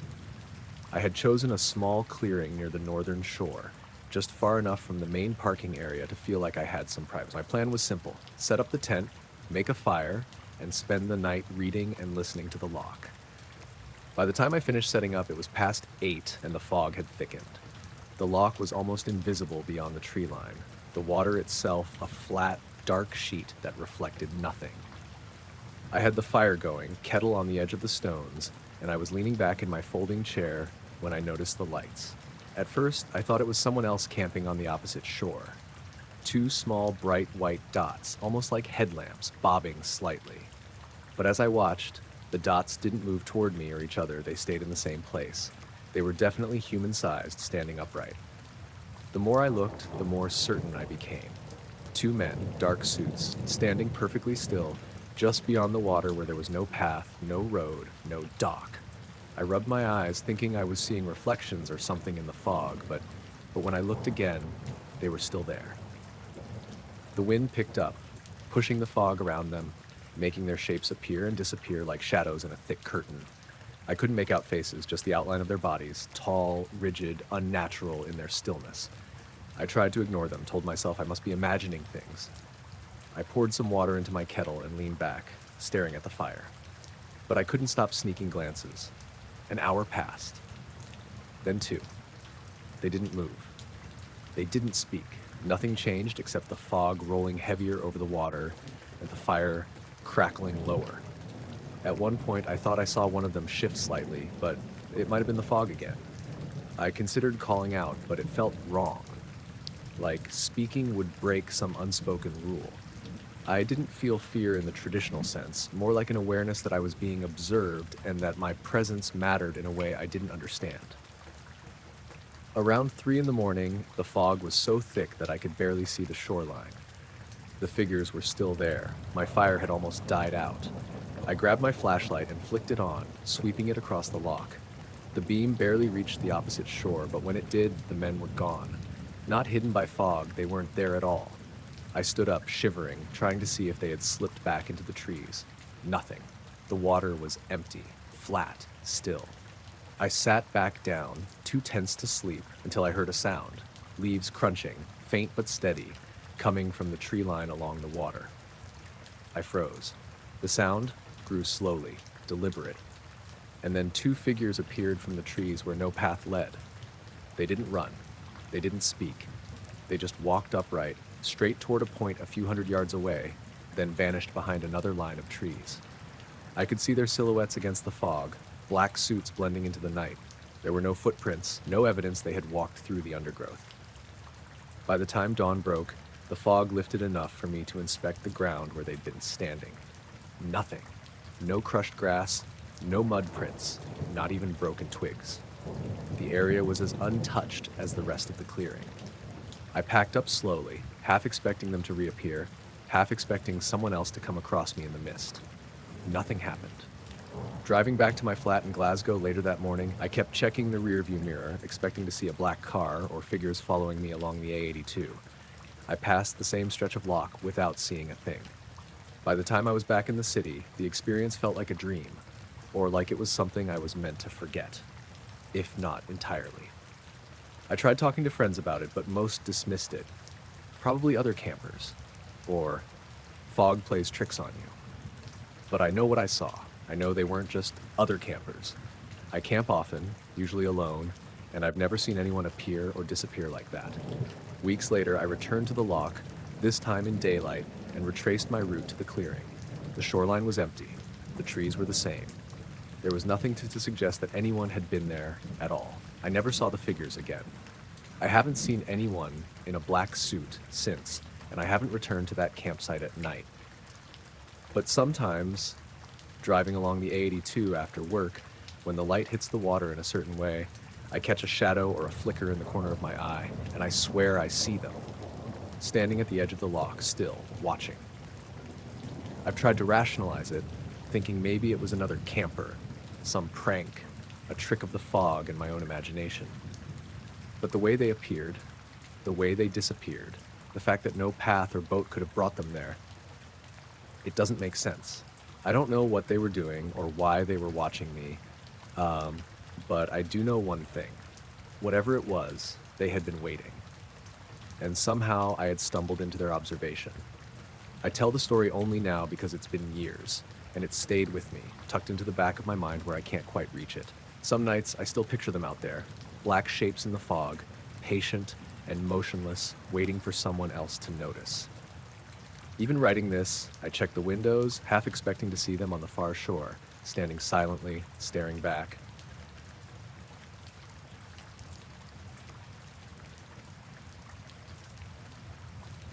It was late November, a cold, damp kind of night where everything smells faintly of wet tarmac and chimney smoke. My girlfriend at the time, Claire, had just moved into a small terrace house near the outskirts of Dundee. I'd been helping her unpack boxes all evening, and by the time we finished, it was after midnight. Her street was one of those short residential ones, with a dead end, old brick houses, narrow pavements, and a single orange streetlight at the corner. We stepped outside to get some air and smoke before heading to bed. It was strangely quiet. Usually you'd hear at least a distant car on the main road or a dog barking, but it was just still. Claire lit her cigarette and nudged me to look up. Over the rooftops, not far above, there was a shape, triangular, perfectly still, no sound. 3 points of white light marked its corners, with a faint red glow in the middle. It wasn't huge, but it was close enough that we could make out the edges, darker than the night sky. The whole thing just hung there, motionless. We whispered to each other without really thinking about why we were whispering. Claire fumbled for her phone, but by the time she unlocked it, the screen stayed black, like the camera wouldn't pick it up. She tried twice, then gave up. As we watched, the red glow at the center pulsed once, then the corner lights blinked. 1, 2, 3, each in turn, like running lights on a stage. It did that twice, then everything went dark. There was no movement when it disappeared, no sudden speed or upward climb. It just wasn't there anymore. We stood there for a while, shivering, staring at the empty sky. Eventually, Claire muttered, "Let's just go inside." Neither of us slept properly that night. We didn't tell anyone, not her neighbors, not our families. We didn't even talk about it much between ourselves after that first night. A week later, we were at the bus stop down by the high street. It was early evening, maybe 6, already dark. It had been drizzling, and the pavement was slick under the streetlights. The stop was empty, except for us. That's when the man walked up. He came from the opposite direction of the main road, hands in the pockets of a black overcoat. Underneath, you could see the edge of a black suit, white shirt, black tie. He wasn't wearing a hat or gloves, even though it was cold. His hair was neatly parted and he was clean-shaven. He didn't say hello or ask for the time. He stopped a few feet away, looked directly at us, first at Claire, then at me, and asked, very clearly, "Did the lights blink in sequence?" It took me a second to realize what he'd said. Claire blinked at him and opened her mouth, but before she could answer, he turned and walked away. Not quickly, not nervously, just turned and strolled back the way he'd come, his shoes clicking on the wet pavement. He didn't look back. We sat there frozen for a few seconds. The bus came and went without us getting on. When we finally spoke, all Claire said was, "How did he know?" After that, little things started to bother us. One evening, I was leaving Claire's and saw a black car parked at the end of her street. Engine off, windows tinted. The driver's silhouette was barely visible. When I walked toward it, the car started and rolled away slowly, not speeding, just moving off like it had been waiting for something. Claire said her landline rang twice late at night that week, but when she picked up, nobody was there. She thought she heard faint clicking on the other end, like an old tape recorder. Another night, I woke up on her sofa and saw light through the curtains. White, bright, but no sound of an engine. By the time I pulled the curtain back, the street was empty.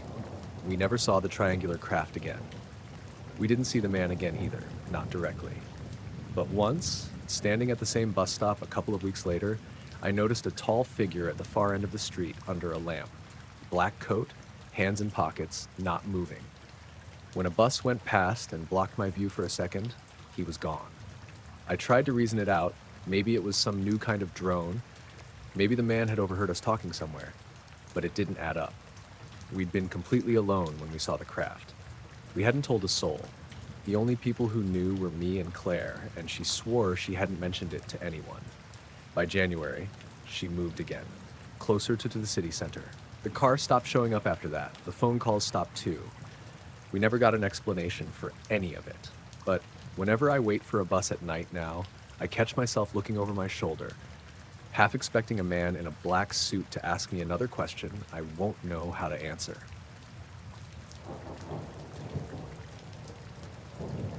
We hadn't planned on seeing anything unusual that night. My wife, Marissa, and I had just driven out to her sister's place in Oak Ridge for dinner, and we left a little after 9. The drive home was about 40 minutes of mostly dark back roads lined with trees and the occasional pasture. It was early October, so the air had that cool bite to it, and the sky was unusually clear. About halfway home near a stretch of farmland, Marissa spotted something first. She pointed out the passenger window and said, "Look at that." Hovering low above a row of trees, maybe a couple hundred yards off the road, was a cluster of lights. At first, I thought it was a plane, but the pattern didn't make sense. They weren't blinking like aircraft lights. They glowed steady, 3 white, 1 red, arranged in a kind of diamond shape. The strangest part was how still they were. We slowed down, then stopped the car on the shoulder to get a better look. The object just hung there, completely silent. It wasn't like a helicopter either. No rotor sound, no vibration in the air. The lights shifted slowly, almost like it rotated, and then it began to drift sideways, parallel to the tree line. We sat there maybe 2 minutes just watching it, until it suddenly rose up, fast, unnaturally fast, and disappeared into the sky without a sound. Neither of us spoke much after that. We got back on the road and drove home in this weird silence, both of us glancing out the windows like we expected it to come back. I kept replaying it in my head, trying to make it fit into something ordinary, and it just didn't. When we turned onto our street, the sight of our house should have been comforting. But the second the headlights swung across the front yard, I saw them. 2 men standing at our door. They were dressed in dark suits, both of them tall and thin. Their skin looked oddly pale in the headlights, almost gray. Neither of them turned to look at the car pulling up, which struck me right away as strange. Most people would. Instead, they just stood there, motionless, facing our front door like they'd been waiting. Marissa grabbed my arm and whispered, "Who are they?" I pulled into the driveway slower than usual, like my brain was trying to catch up. We hadn't told anyone about what we'd just seen. We hadn't even spoken about it to each other, and yet, here were these 2 men, already waiting at our house. We parked, and before either of us could get out, both men turned in perfect unison and started walking toward us. Their movements were stiff but deliberate, like they were mimicking how people are supposed to walk. I rolled the window down halfway as they approached. One of them leaned slightly toward the window. His eyes looked dark, too dark, and his expression never changed. In a flat, almost mechanical voice, he asked, "Did you see it land?" That was the only thing he said. Marissa and I just stared at him. I could feel my heartbeat in my throat. The way he phrased it made my stomach twist, like they already knew exactly what we had seen and that they were confirming some detail. Finally, Marissa answered. "No," she said quietly. The man stared at her for a moment, then straightened up. He glanced at the other man who hadn't moved or spoken. Then, without another word, they both turned and walked down the driveway. Not hurried, not slow, just steady, like they were following some script. I thought maybe they had a car parked on the street, but when they reached the end of the drive, they didn't cross the road. They didn't head toward a vehicle. They just kept walking, side by side, until the dark swallowed them up past the streetlight. We sat there in the car for a long time. Neither of us wanted to get out. When we finally did, I looked around, half expecting to see them standing in the yard again, but it was empty. That night, neither of us slept much. Every little sound outside made us sit up and listen. Around 3 in the morning, I got up and checked the locks again. Nothing had been touched, but it still felt like the air in the house was heavy, like we weren't alone. The next day, I asked our neighbors if they'd seen anyone on our street. No one had. I even drove up and down the road to see if there had been a car parked somewhere I missed, but there was nothing. The part I can't shake is how specific the question was. Not, did you see something or did you see the lights? It was, did you see it land? Almost like they knew exactly what we'd been watching and only needed to confirm whether we'd seen the end of it. And the way they left, no car, no sound, no trace, still makes no sense to me.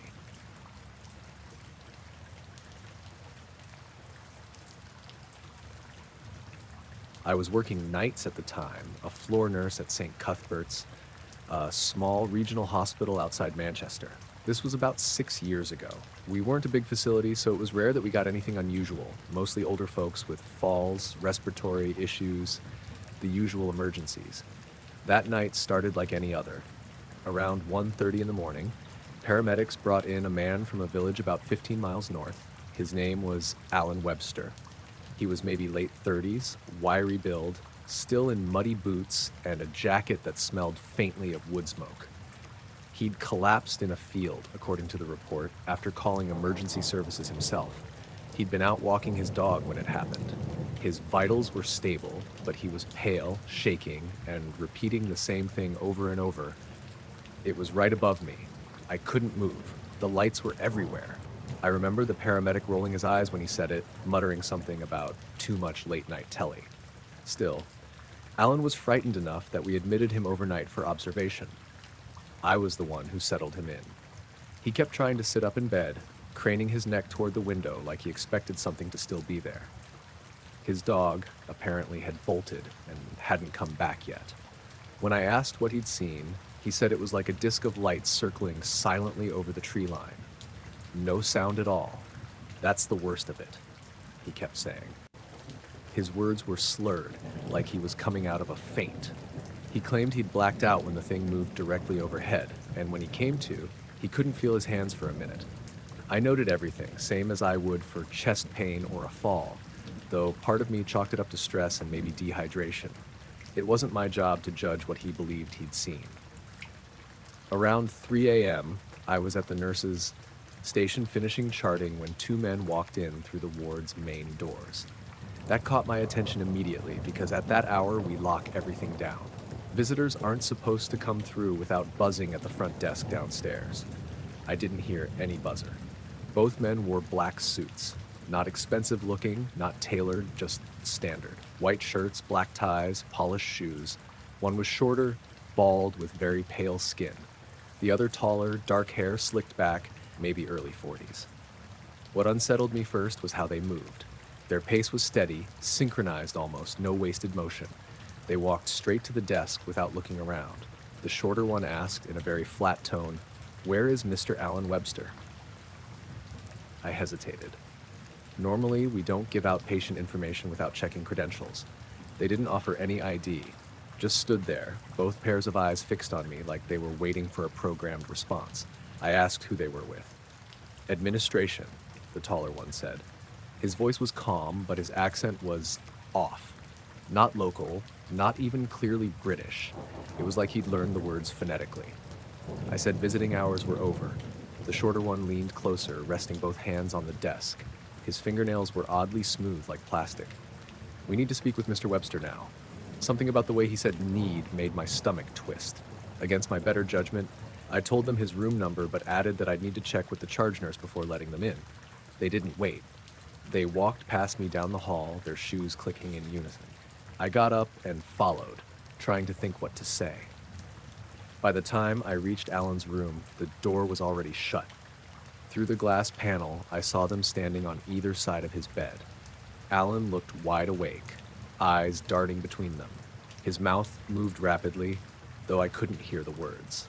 One of the men had a small notepad in his hand, but wasn't writing anything. I tapped on the door, but neither of them turned. Alan did, just for a split second, eyes locking on mine. He looked terrified. Then, the taller man leaned in and said something, and Alan's face went blank again. They stayed with him for maybe 10 minutes. When they came out, I stepped forward to ask for ID. The taller one looked at me directly and said, "He has been discharged." No paperwork, no consult, nothing. Just those words. I hurried into the room as they walked away. Alan's bed was empty. The sheets were pulled back, but there was no sign of him. Not in the bathroom, not in the hallway. His clothes and boots were gone, too. I spun around, ready to chase after the two men, but the corridor was empty. Completely. I ran all the way to the stairwell and down to the lobby. No sign of them. Security swore no one had come through the front doors in the last half hour. By morning, things got worse. I went to update Alan's chart and found his admission record had disappeared from the system. No file, no wristband, nothing. When I asked IT, they said the patient number I gave them didn't exist. The paramedics who'd brought him in denied having transported anyone by that name. I checked the incident book myself. Sure enough, the entry I'd written at 1:45 a.m., Alan Webster, collapse outdoors, possible faint, was missing. Torn out cleanly, not even a scrap left behind. When I asked around with the other nurses, a few remembered him, but most acted like I was mixing him up with another case. Only Claire, one of the night aides, quietly told me she'd seen the two men leave his room. She said Alan was walking between them, unsteady, almost like he was sleepwalking. But when we checked the CCTV feed from the ward corridor, there was a gap. 15 minutes of blank footage exactly covering the time they'd been there. No one filed a discharge. No doctor signed off. Officially, Alan Webster was never admitted. That was the end of it, at least on paper. But for weeks afterward, I noticed little things. The stairwell light on my floor would flicker only when I was alone. The automatic doors at the front sometimes opened for no reason at 3 or 4 a.m. And once, leaving my shift near dawn, I saw a black sedan idling across the street, windows tinted. When I turned to look directly at it, it drove away slowly without turning on its headlights. I never saw Alan again.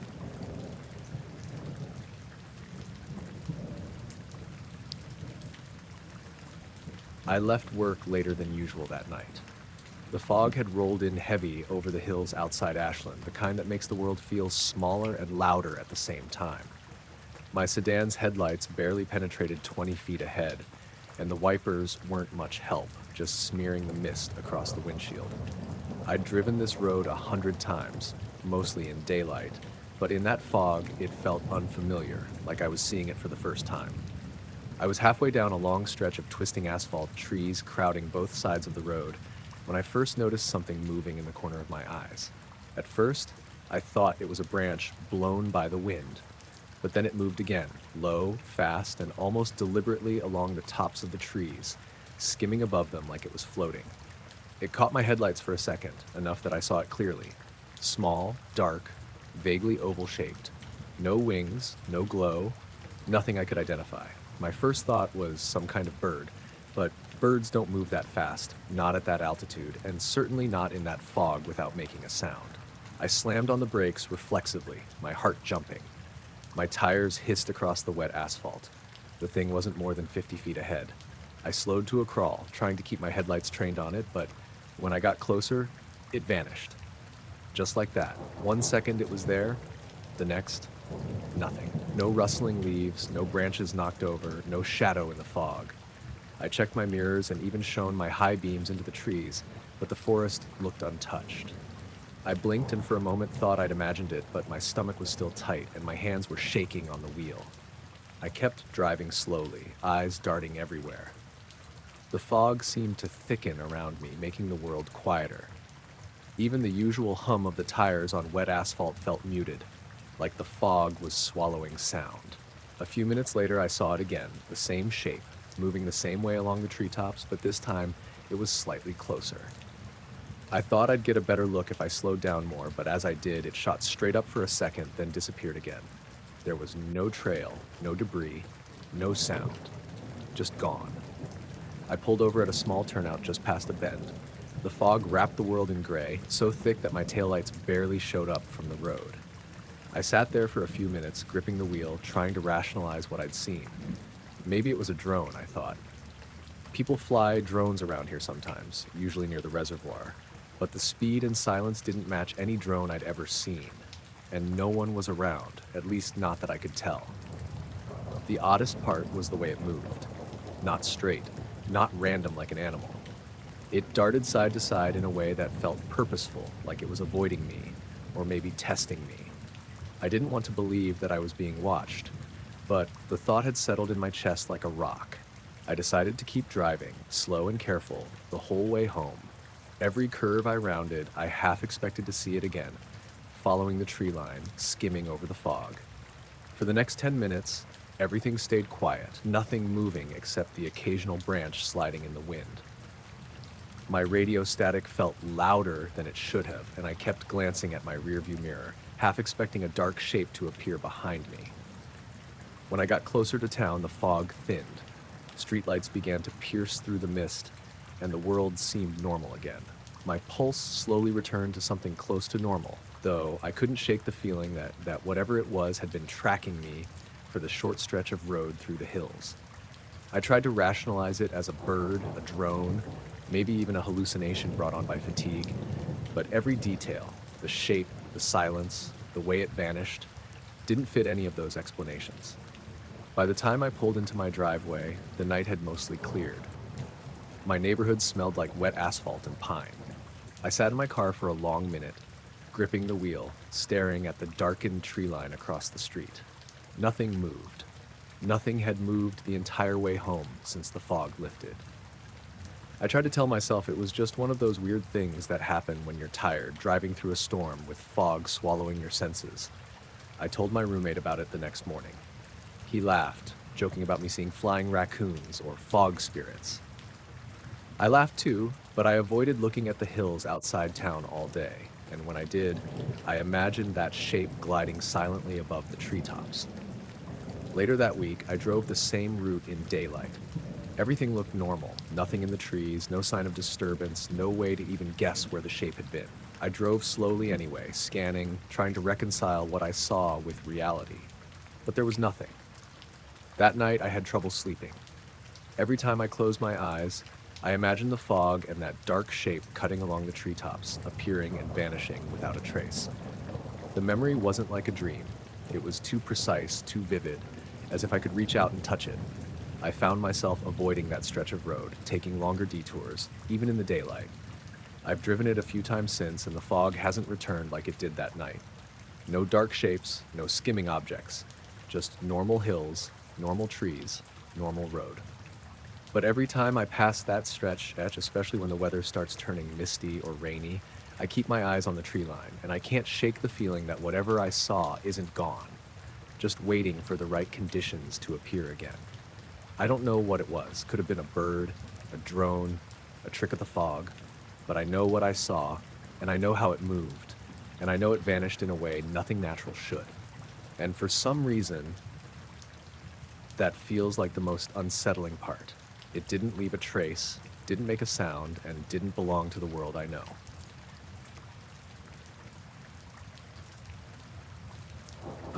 I launched the drone because the light was doing that stupid, perfect thing right before sunset.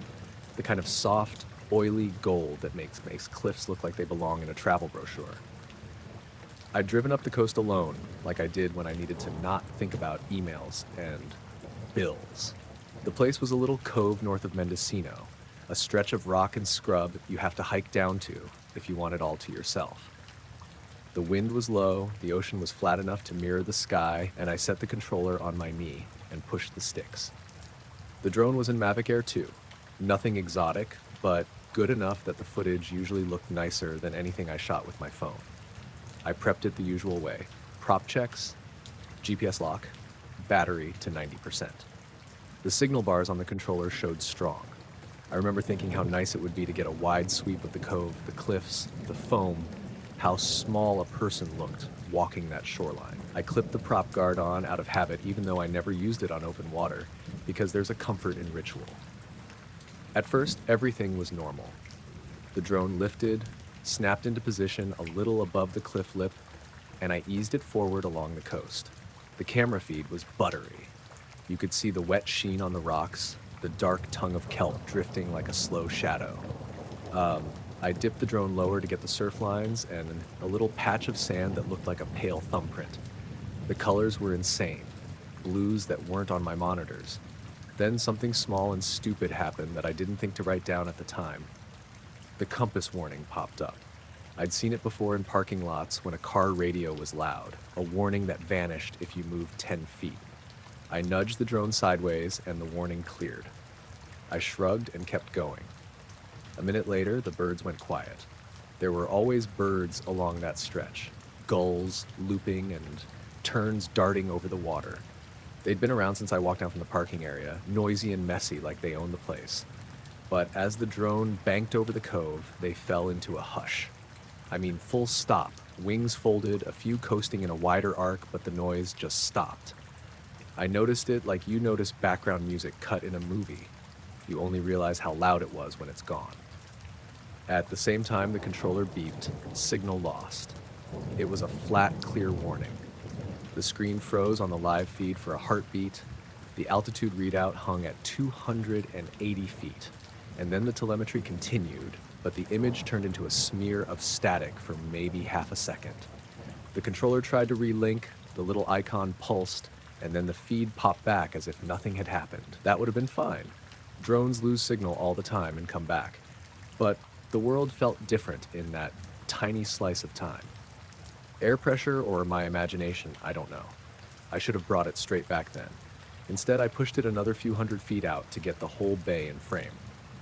The camera was sharp. The kelp looked like a dark braid.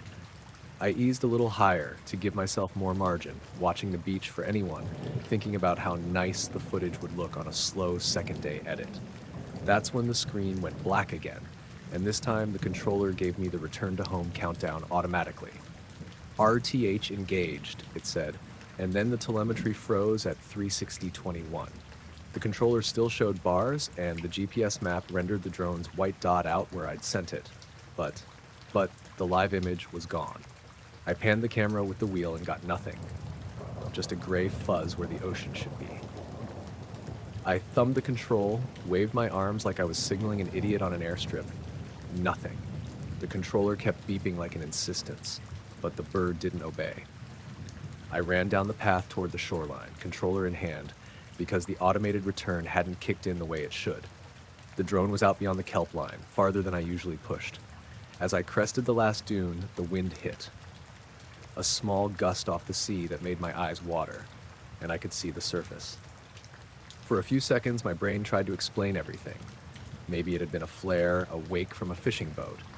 Then I remembered the feed had gone dark and tried to locate it with my eyes instead of the screen. Search patterns are dumb when your hands are shaking. I moved along the waterline, scanning the horizon inch by inch. The sun lowered itself like a coin slipping into velvet.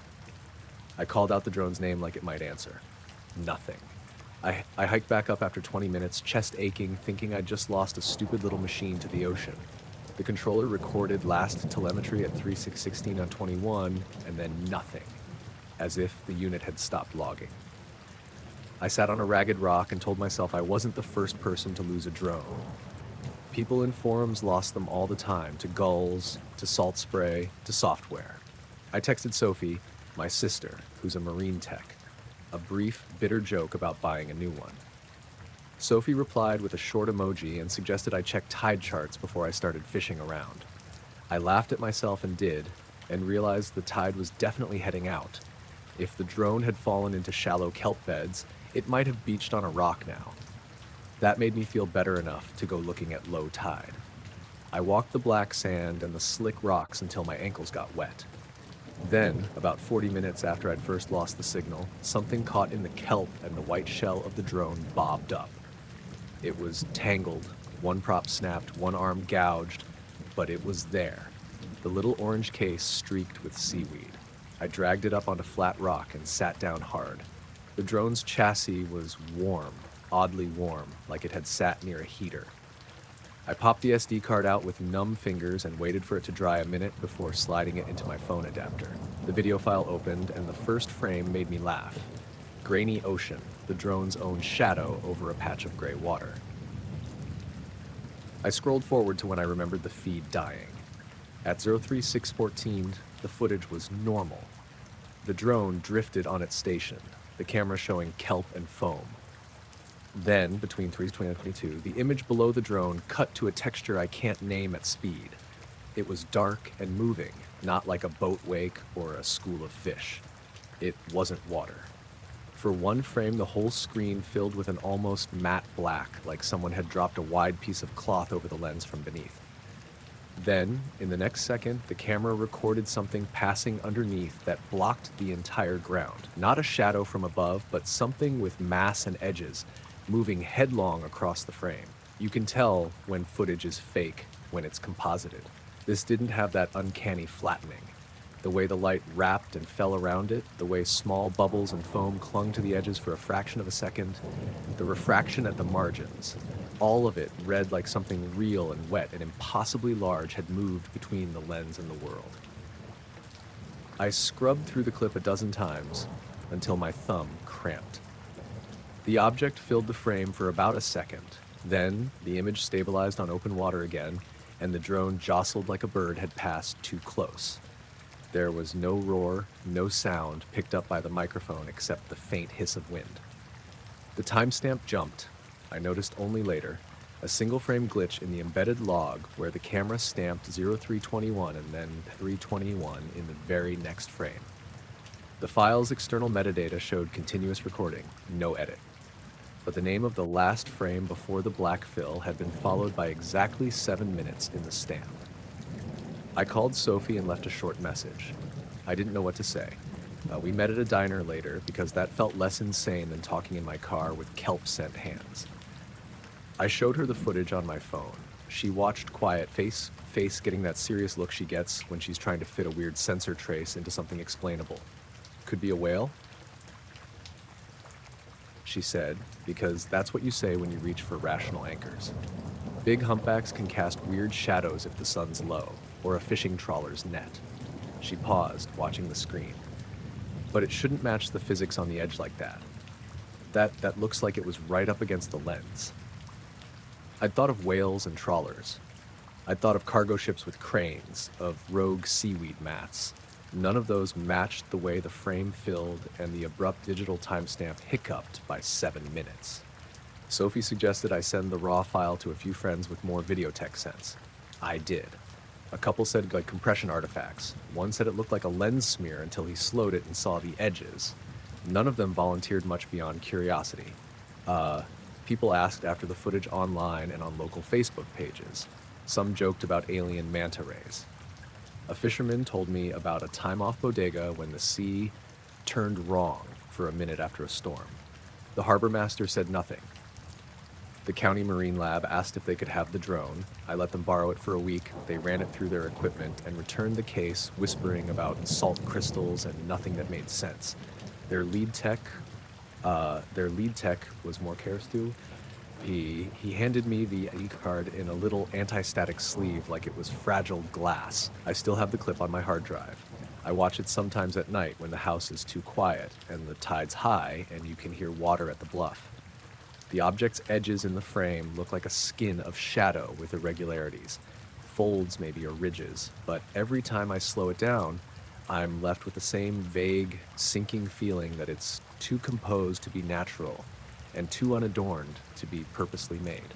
The 7-minute stamp glitch is a thing I can reproduce on screen if I freeze and step frame, but it never explains itself. I kept the battered drone partly because it cost money, partly because I couldn't bear the idea of throwing it away, like whatever had happened could be dismissed. If anything else about that night is true, it's this. I launched a little machine into an ordinary sky, and for a breath, it saw something enormous and quiet pass beneath it, something that didn't bother to make noise or waves the way I expected, and then the footage returned to making surf look lovely again. I went home, I made coffee, I upload the file now and then, watch the spot where the black comes in, and then I stop. I drive the coast sometimes at dusk, hands on the wheel, watching for anything that might throw a shadow big enough to fill the frame. Mostly I just keep the file and tell myself I was there to see it, which is a hard thing to prove and an easier thing not to admit.